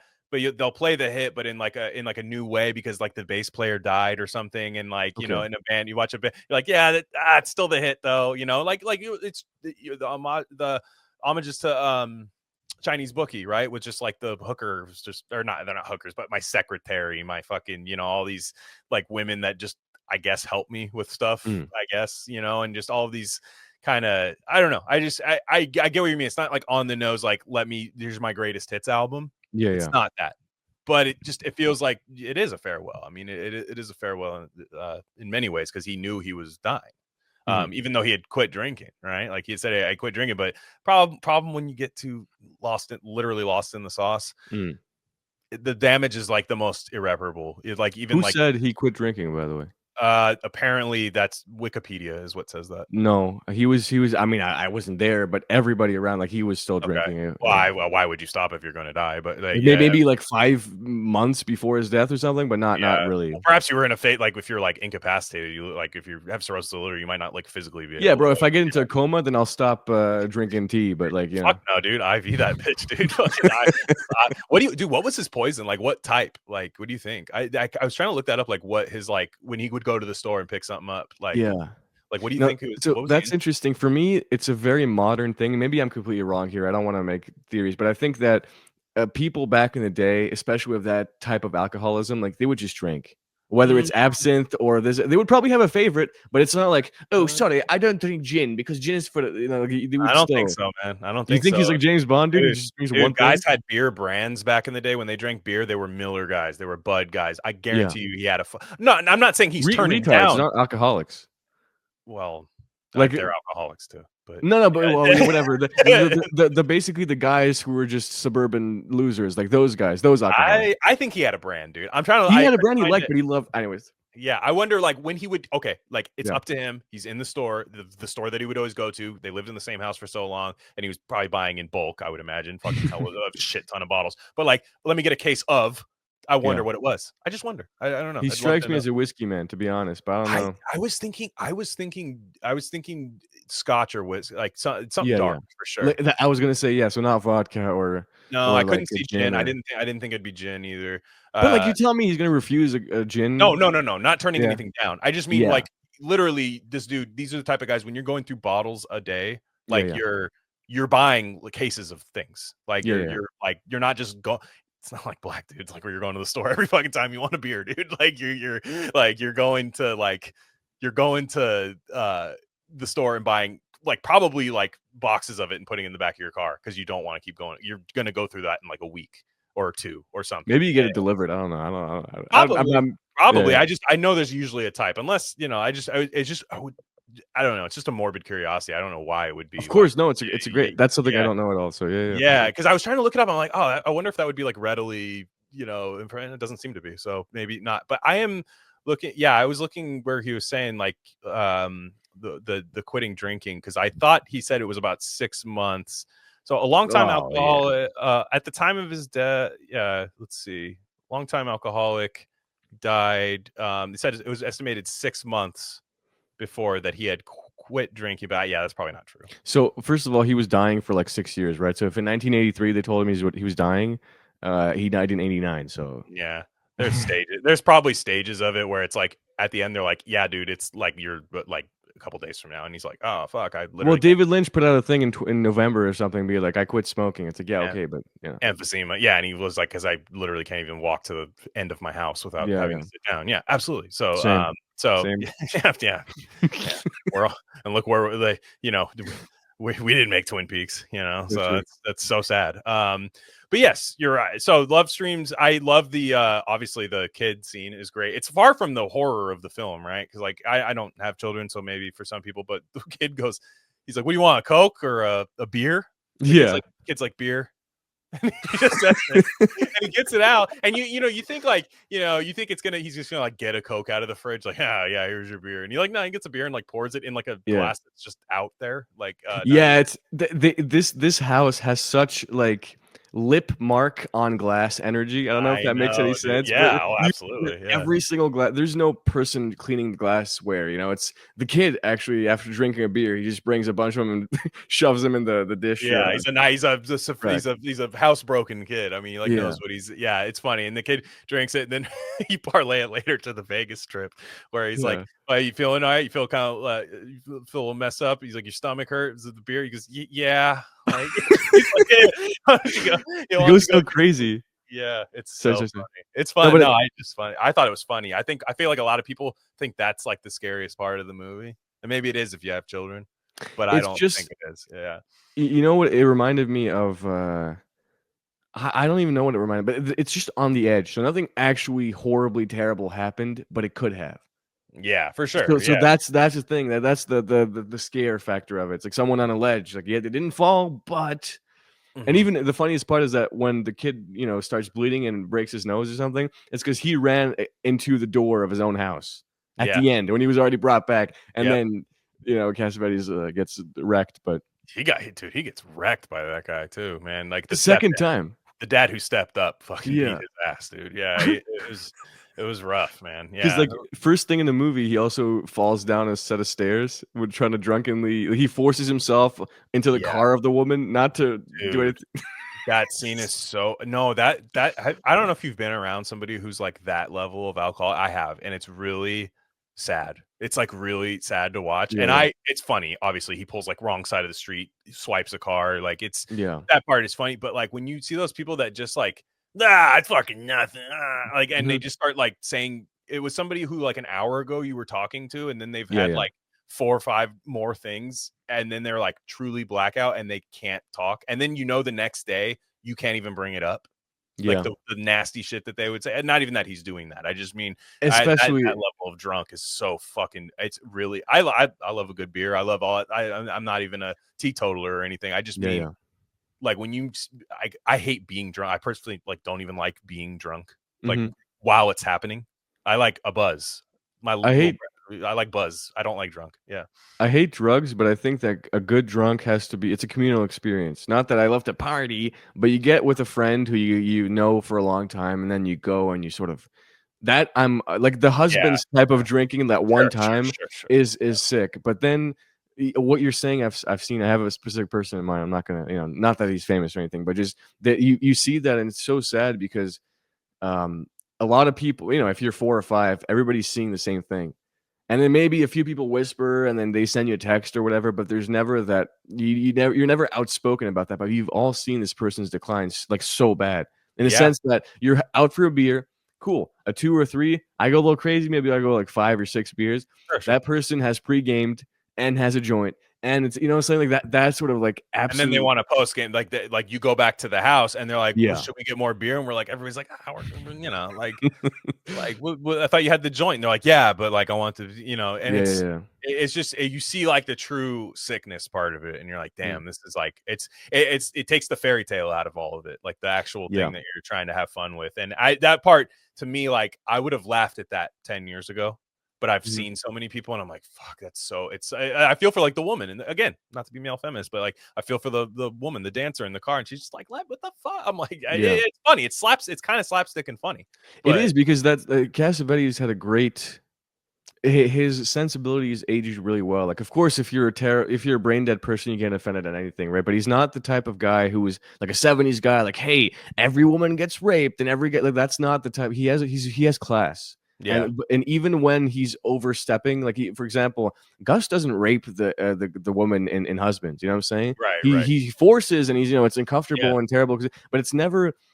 There's not that sort of nasty. Everybody's a pervert, just waiting to spring out energy. You know, like it's not that sort of film at all. So when you see this exaggerated behavior, you feel bad for him as well. It's not like, oh, look at this evil man. It's like he's hurting more than her. She has a scratched car, okay, but he's getting completely wrecked here. Yeah, and the way he argues with the kid in Vegas when the kid, you know, when the hotel lady sees him, the kid, like, what do you didn't eat? You haven't eaten or anything? And they call, and then he says, the way he argues, and this is like that classic like immaturity, which happens a lot with alcoholism and stuff, and people who just like never or forever, like 23 or 4 or 5, 6, whatever, like any age, they say that forever. He's like arguing with the kid like the kid's a grown man, and he's like didn't I tell you I was going out all night? Didn't I tell you that?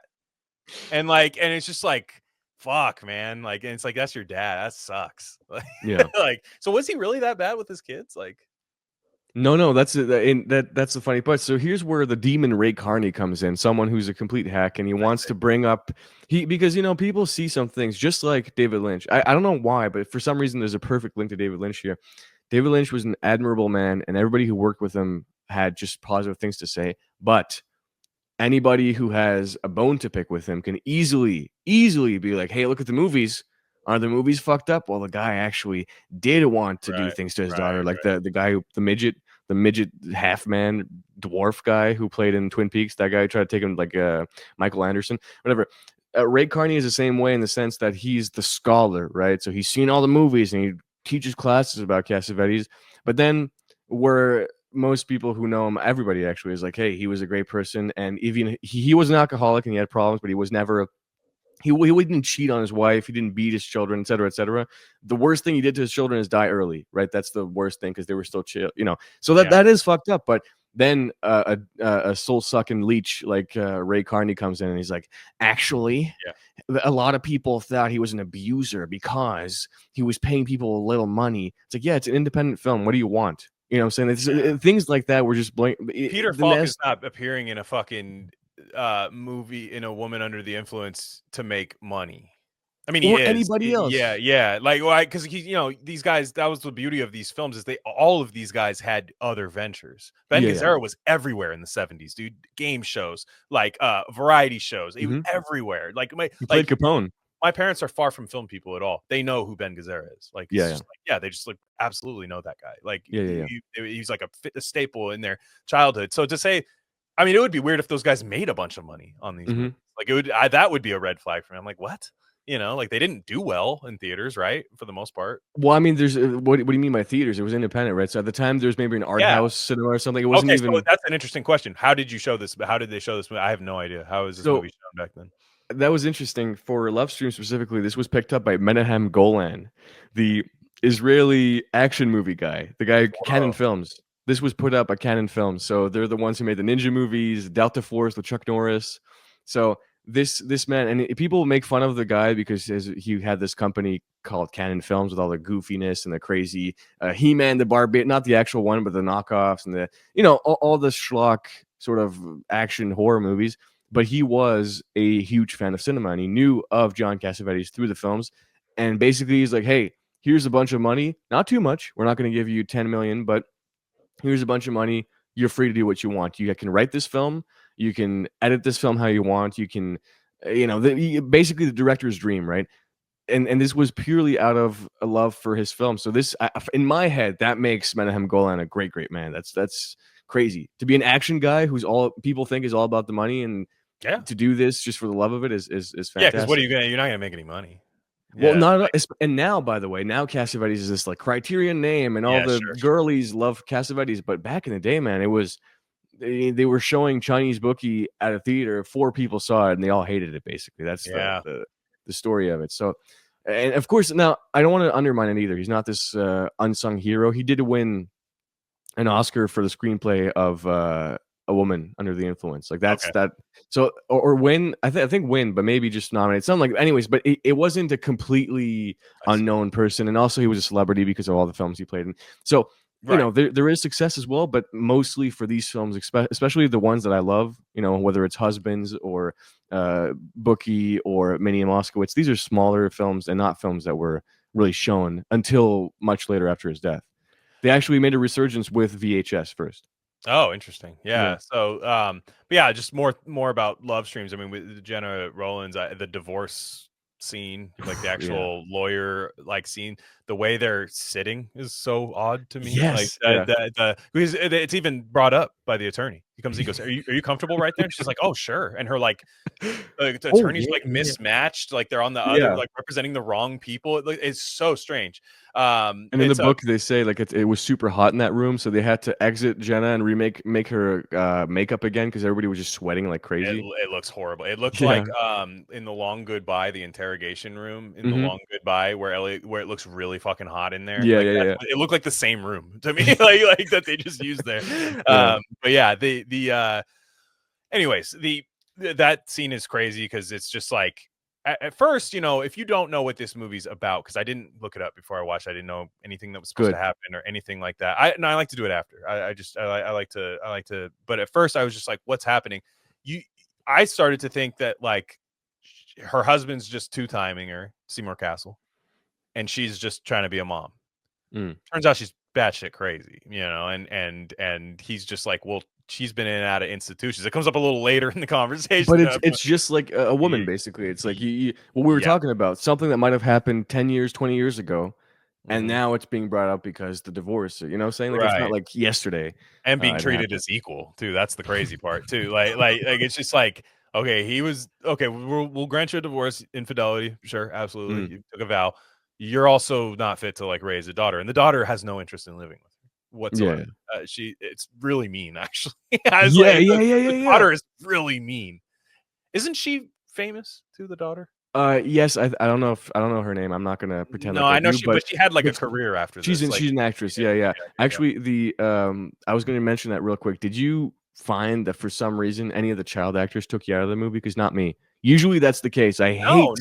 I thought that, dude. Honestly, I know so little about them. I thought it was their kids. It actually not in this. Actually, I hate the one. I will never say actually one more time in my life again. But in Husbands, there is the child, the son. Yeah, that is Nick Cassavetes. So they would have been too old. Mr. John Q.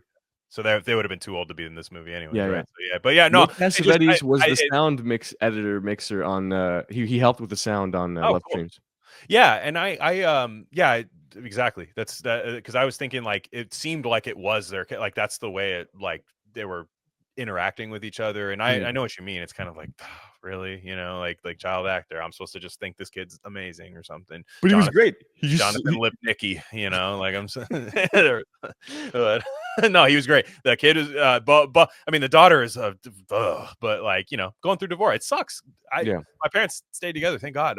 In the '90s, dude, your parents staying together. It's even worse now, but like in the '90s, like your parents staying together was such a cheat code, dude. Like for like having a good life, like just actually going through.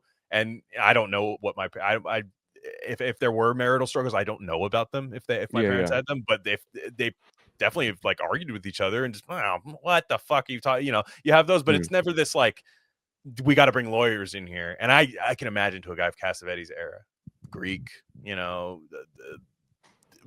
a divorce is like an American / European thing. It's not like they don't do this in like, you know, Iran or something. Like it's not this that is readily available. So I'd imagine to a guy like that, I feel like you just get a second wife. Actually, you can do that. It's true. Yeah, that doesn't always help, I feel like, but it is an option. But you have I think to a guy of his era, born in 1929, you know, divorce is just like this, like it's you'd rather have the scandal of your marriage being horseshit than like the actual label of divorce, you know? So I love seeing something that's so normal despite it sucking, but like to us now, back then, it's like that real negative view of like divorce, you know. I love seeing it in film rather than like this co-parenting stuff that people try to like lobby for now, you know, like people who just, like you see that in all these shows, and it's just like the MasterCard ad, basically the stay-at-home dad who hands off the daughter like she's some parcel to his ex-wife. Scans her, he like scans her like what's the skew on her daughter? It's like their shirt. I got it. All right, she's here. She's been dropped off. Tell your fucking stupid lawyer that that I mean, you know, a film I don't care for is Kramer versus Kramer. I was just gonna bring it up. You know, and I think this is not a movie about divorce, but it's just that element of this, I think, is just so much less like hokey than what you see in Kramer versus Kramer, I think. Well, because I think in general it's you have to see it as, do you respect marriage? Do you respect love? Is that real for you? Because if it's not, then divorce is simply about getting your assets and making sure that he looks like a bitch. But if you actually do care about it, maybe it's gay to say it, but like if you care about love, it's not just a question of money. It's a question of, this was supposed to be something for the rest of my life, and now it's not. So it's a heartbreaking and it's like a death. Actually, it's a death. It is. Life. It literally is. I think it's again a word overused. It is actually like a form of trauma. It is like a physical trauma that endures. Like it's. I know people. I'm 34 now. I got a lot of friends that are on their second marriage or split up from the first one. It's a lot of husbands type stuff, dude. It's sad. It's sad. It's really sad. That's why some of these movies, like I'm not keen to like run, even though I actually enjoyed all of them. Like, to be honest, like I sat down and enjoyed all of them. I think Love Streams is the best one because I think it goes to a place that only somebody who's about to die can take you, you know, a little bit, like just that, you know, his looking, his like actual, just like putting himself out there. I feel like that's actually the way he would like stumble into their house sometimes, you know, for sure. You know, and just be a wreck. The mom, the kind of like the mom of the black chick that he's like schmoozing, always finding that next person to be a sucker for you, which again, that's not a character indictment on Cassavetes. Anybody who has substance abuse needs like a sucker to like always be swindling on, pulling your next act on because you've just exhausted it with so many other people. That's just part of the illness of addiction, sadly. And oh gosh, I'm sorry, I'm rambling. Please, if you have anything. I'm Mr. Ramble guy. I ramble even more. But basically, so about Love Streams, I don't know. It's a weird film. So you who found some scenes too long in Husbands and I'm not saying like, hey, you. No, really, I know. Yeah, I if you gave me the fucking cut, like if I was in charge, which it wouldn't be as good of a movie, but if I was in charge, I would have done it way earlier. I didn't find any in Love Streams that I would have done that. Because what's interesting in Love Streams, it is really brutal. The scene where she's on the clock and trying to make her family laugh. I don't want to get too spoiled. You guys, please watch. No, spoil it. It's fine. No, but in the sense, not that spoilers matter, but I don't want to be like, hey, in this scene. But that scene specifically is so poignant to me. It brings me to tears every time because it's so sad. How else could you show without sex or that sort of crazy thing? The pure love that a mother feels for her family who's abandoned her completely, with stupid gags, like mustard, ketchup and mustard, which is a real thing that Cassavetes used to do. He did it on the set, and there's a documentary. Look up "I'm Almost Not Crazy." That is that's a line from Love Streams, but it's also a documentary made by Michael Ventura, who wrote the book. That is a line from Love Streams. I remember that line. She like, you know, where she talks to Seymour I'm almost not crazy. Jack, I'm almost not crazy now. Yeah. So, but basically in that documentary, you see that Cassavetes does this to his own daughter, and the daughter laughs. So thankfully, I thought in real life it works, but it's just so sad to see. Under the circumstance, like where the daughter is just like, and then immediately the daughter can't even humor her. And like you feel it because like your mom's like mentally ill. Like it's like you know, we're only seeing Jenna Rollins the character that we know, we can feel for her a little bit. But if you were to put that in like a real life, it's like, yeah, but dude, like think of all the fucking insane moments that this daughter's had to deal with and stuff. And immediately before the act even starts, she goes, "Mom, you're not funny." Yeah, like, yeah. Fuck! Like, dude, can you imagine? Like, because that's heartbreaking. Like, you know, like whether it's an addict or, and I use heartbreaking too much tonight. I don't like that, but this is a heartbreaking film, but in a good way. Yeah, but you know, the small vocabulary thing I was talking about. You can't just call everything the same thing because it loses its meaning. But you should read more novels, then, dude. I know. You're reading Celine. Yeah. Were you lying? No, that's true. In French too, because my parents are big heads. Fucking dude, I was jealous when you told me. I'm like, I bet you he's reading French. The translations are pretty good though. I from what I've heard, the one I'm reading right now. But there's like 5. I posted that book and like 5 people were reading it at the same time. So I was like, I was like, are you bullshitting me? But no, it's real. It's real. It's just like I'm reading a lot of stuff, but right now I'm like I got like 10 books going. So it's not real. It's fake. No, but it will help your vote. Like truly, it will. I don't even think you have an issue with it. I think you hate it more than I do about yourself. But like you will find more words. Just not even. It'll just happen in your conscience too. It's not even like that word. Let me circle that. I'm gonna say. Yeah, that's bad too. People who start diversifying. Anyways, the reason why I say this is whether or not you can empathize with the person who doesn't care about the mentally ill person, like, you know, the person who's just sick of them being crazy. It's so sad. There's a great sadness in the situation. Maybe on the inside they think they're saying something. What comes out is a complete, you know, just jarbled mess of trying to be funny, trying to be cool, trying to be loved, but it's just not the case. And when you don't love someone, it's over, bro. That's it. It is. And then there's that part, right, where Seymour Castle calls Jenna Rowland, calls her and says, and she gets her hopes up a little bit, and he says like, "Hey, I miss having you around." And she's like, "Oh, well, you dummy, we were married." Or so he goes, "No, that's over and never happened. Like that is not why I called." And then he's like, "This fucking teenage girl sucks. Like, you know, like she's 13, like definitely always a handful." And he's just like, "That's kind of your job," he says. Oh. And what I was thinking about Jenna Rowlands, and this movie and in A Woman Under the Influence, but more so this movie, I think what really makes her performance really pop off the screen and really like sad is that she's not like, I keep saying batshit crazy, and I don't think that's true. She's like still self-aware and can have like a regular conversation with you. And yes, she's mentally ill. Like she has like a problem, but she's not yelling at shopping carts like in public, or like, you know, like she's not that point. And that's like not as sad when that happens. Some people might disagree. But no, it's just, I think in the same way where Cassavetes still always is coherent even when he's drunk in his movies. True. I don't want to be the English teacher from 3rd grade, but, you know, unreliable narrator type deal where maybe she thinks she sounds like this, but what she actually sounds like to other people is not. You know, like the film is not documentary style. No, you're right. You're right. You know, and delusions of grandeur, in a sense, you could have like those. Not even that, but just you imagine that you say something really cool and nice. Well, like the whole room laughed. I did this, and the whole room laughed. It's like no, laughed. You know, like you had this kind of like, like, you know, you're right. Like there's the unreliable narrator is beat to a pulp, but I think that can be described. I think when it properly, you know, ascribed to somebody, I think that's definitely the way to go. And there's, you know, you get that final, you know, embrace between the two where they kind of both, she's bringing home farm animals, or the final, I should say the final act of the movie, where they're bringing in farm animals. She's just trying to like literally make anything happen. She's starting to make the place a little bit of her own, which is again the husband-wife thing. Again, you were right to point out that the brother-sister thing is really not something you need to be super conscious of through the movie, because, you know, woman moves in, the house changes and stuff, and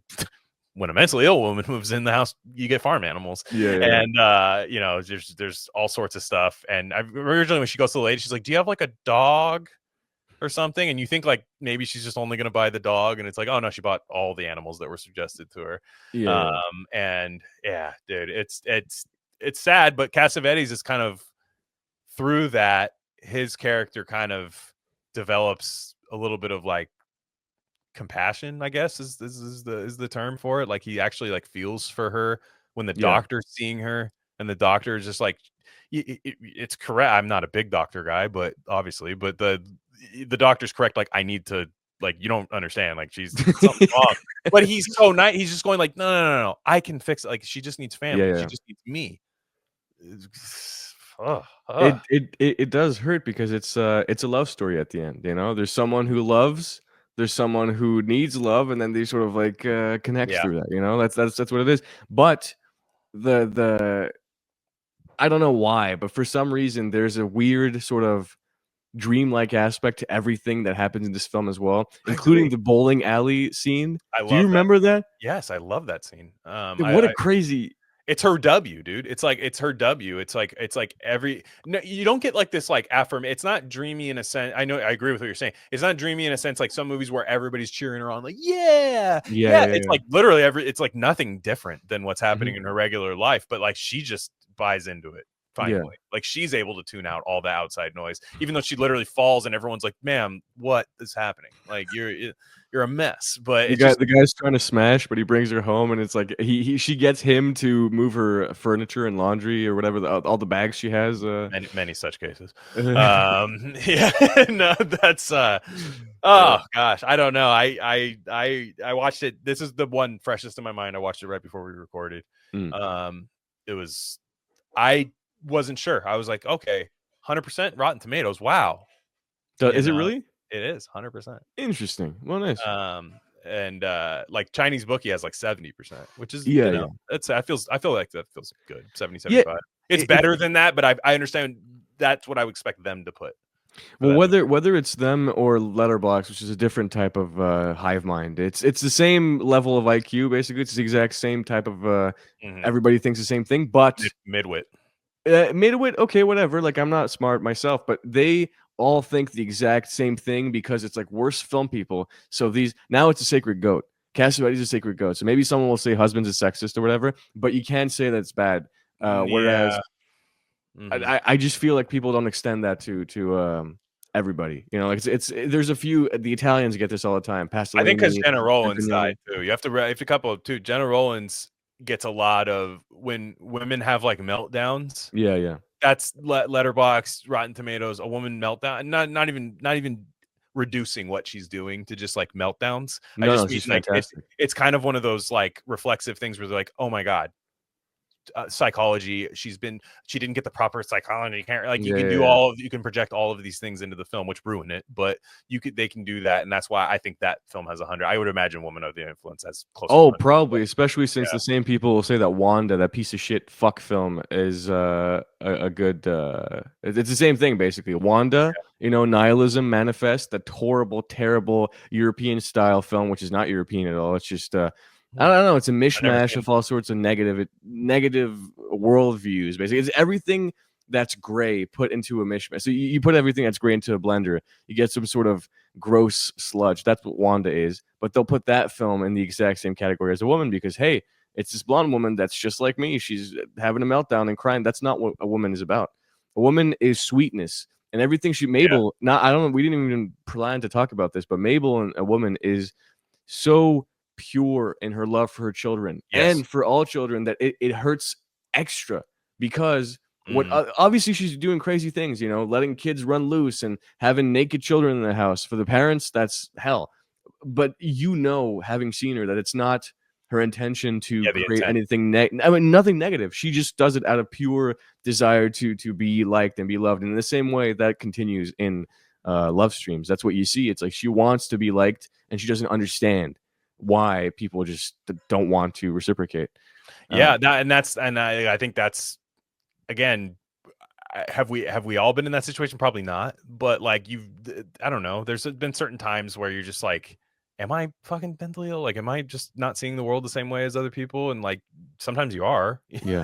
Like sometimes you are. And you get, like I said, that generation of people getting divorce dropped on you, it's fucking 10. It's like expected nowadays, but it's like 10. It's like this. It's the Scarlet Letter back then. Yeah, it's scary. I mean, for a man to do it too, and not just like walk away. That's crazy. That's crazy too. Like for a man to do it, and he like simultaneously doesn't want custody. but it's like.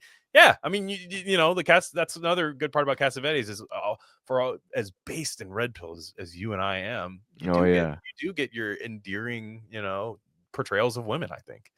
Absolutely. and endearing, but not like trad or whatever. No, that's something I really hate as well. Because she's not baking pies. She's not just baking pies in the fucking Lana Del Rey costume. You know, like, I don't even want to get into that. That's the whole fake Americana thing. Don't even talk. The Abu Dhabi Americans. It's gonna get worse because Lynch just died. Yeah. So it's an homage now. Way worse, trust me, because there's going to be a whole generation of people who've never seen Blue Velvet, who've never seen, oh yeah.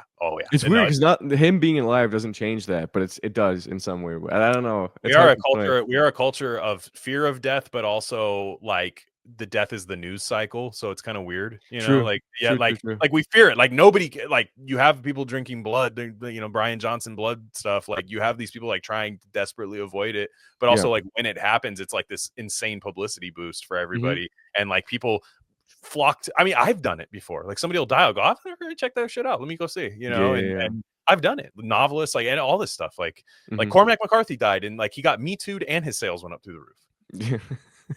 It's crazy.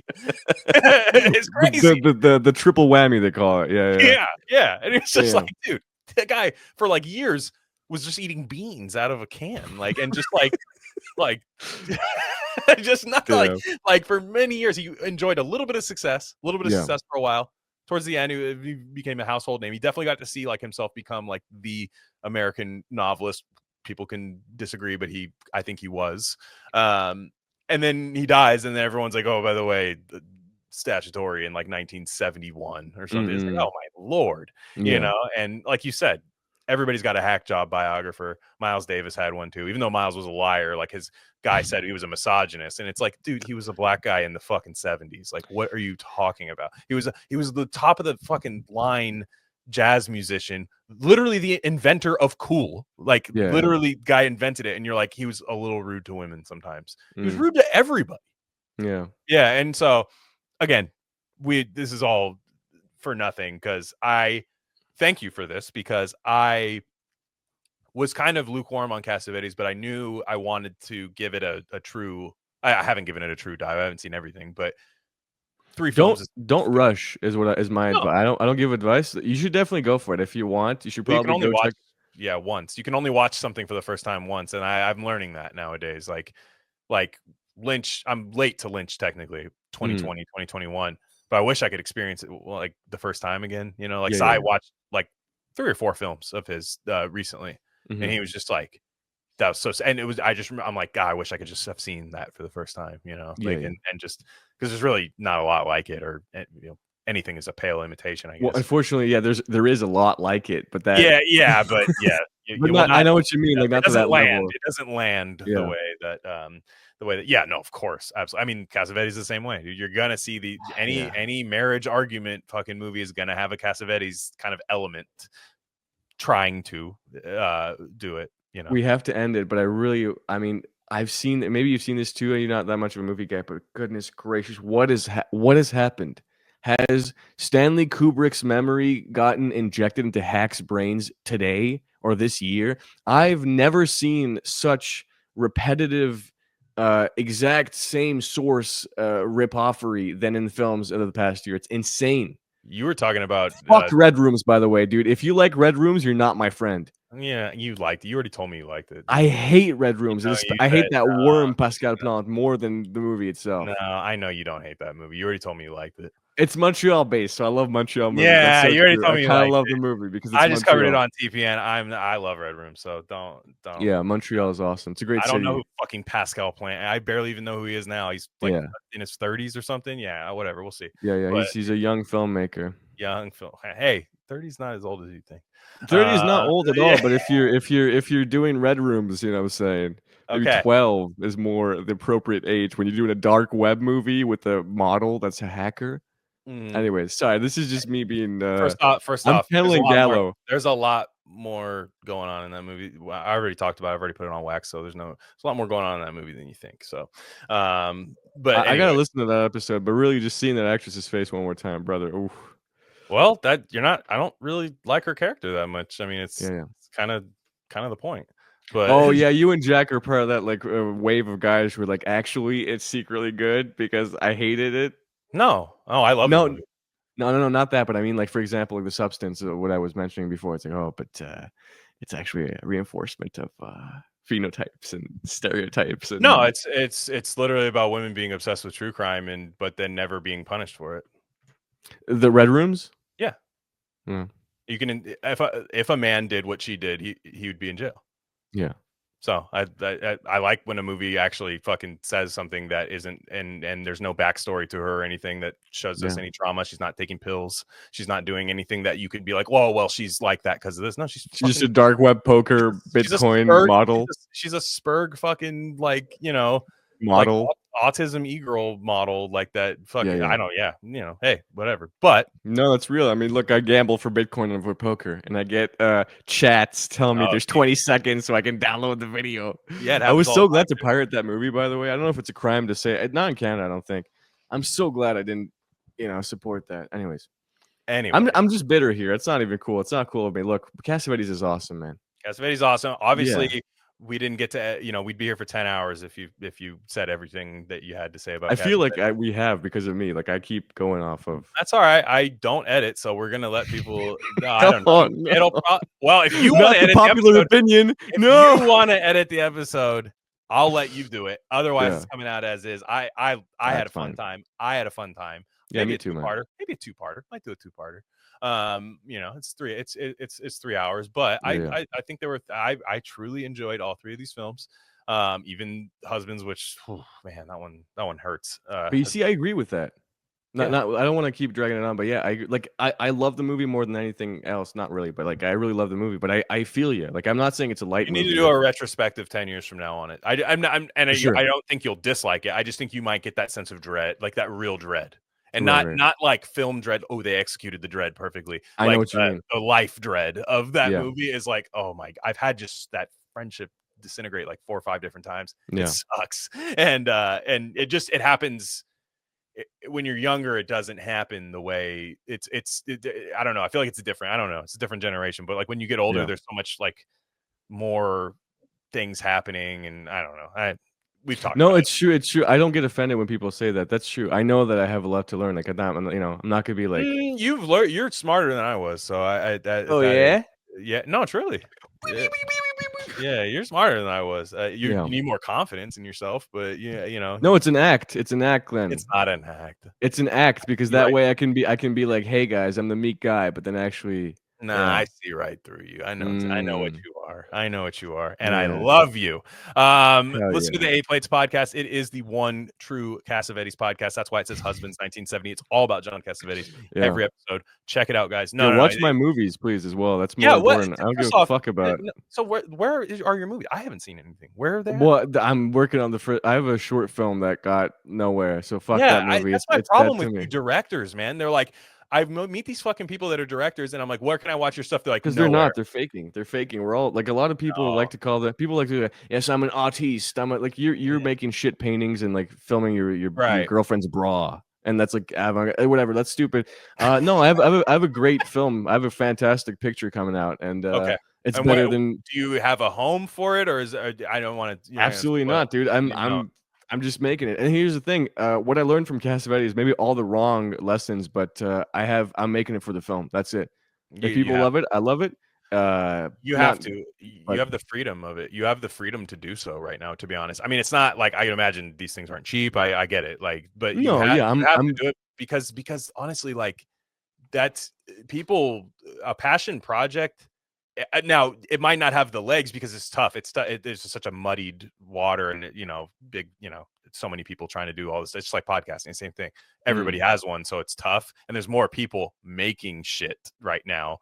But like I said, you have to do because what are you going to do? Are you going to make like a thing that you think has like a home in the mainstream? Like I feel like that's not real. That's more heartbreaking because you won't do it. Like I'm not you. I just mean you should make the passion project because you're young, you're not tied to anything right now, and that's when you do it. Yeah, Glenn, I love your optimism and I really like your energy, but unfortunately, if you know about films, that's not like at all. There's not like this big Hollywood elite corporate thing that's like, hey, we can pick you and you can make the next Ghostbusters, or you make your film. what the reality is, everybody sucks. Not me. I'm good at movies. That's the one thing I'm good at. Not socializing. Not everybody fucking sucks, and they don't know how to make a picture that's special or that's different than what they've seen before. So what they do is they rehash great films into small budget, terrible, horrible ripoffs, and then they bemoan Hollywood and the big industry because they're like, "Oh, I can't do it. I can't do it." No. You're not good. Okay. And you can make stuff at a certain scale. I'm very privileged to be able to have a job that can, finance my shit. And my shit's like at the right level right now. So I'm very happy. And the movie's coming out this year. That's pretty much it. Damn. I knew I could get that out of you, dude. Fuck yeah. Dude. That's really it. That's my act, dude. Right there. All day. 3 hours it took, but we got him to fucking stand on business, dude.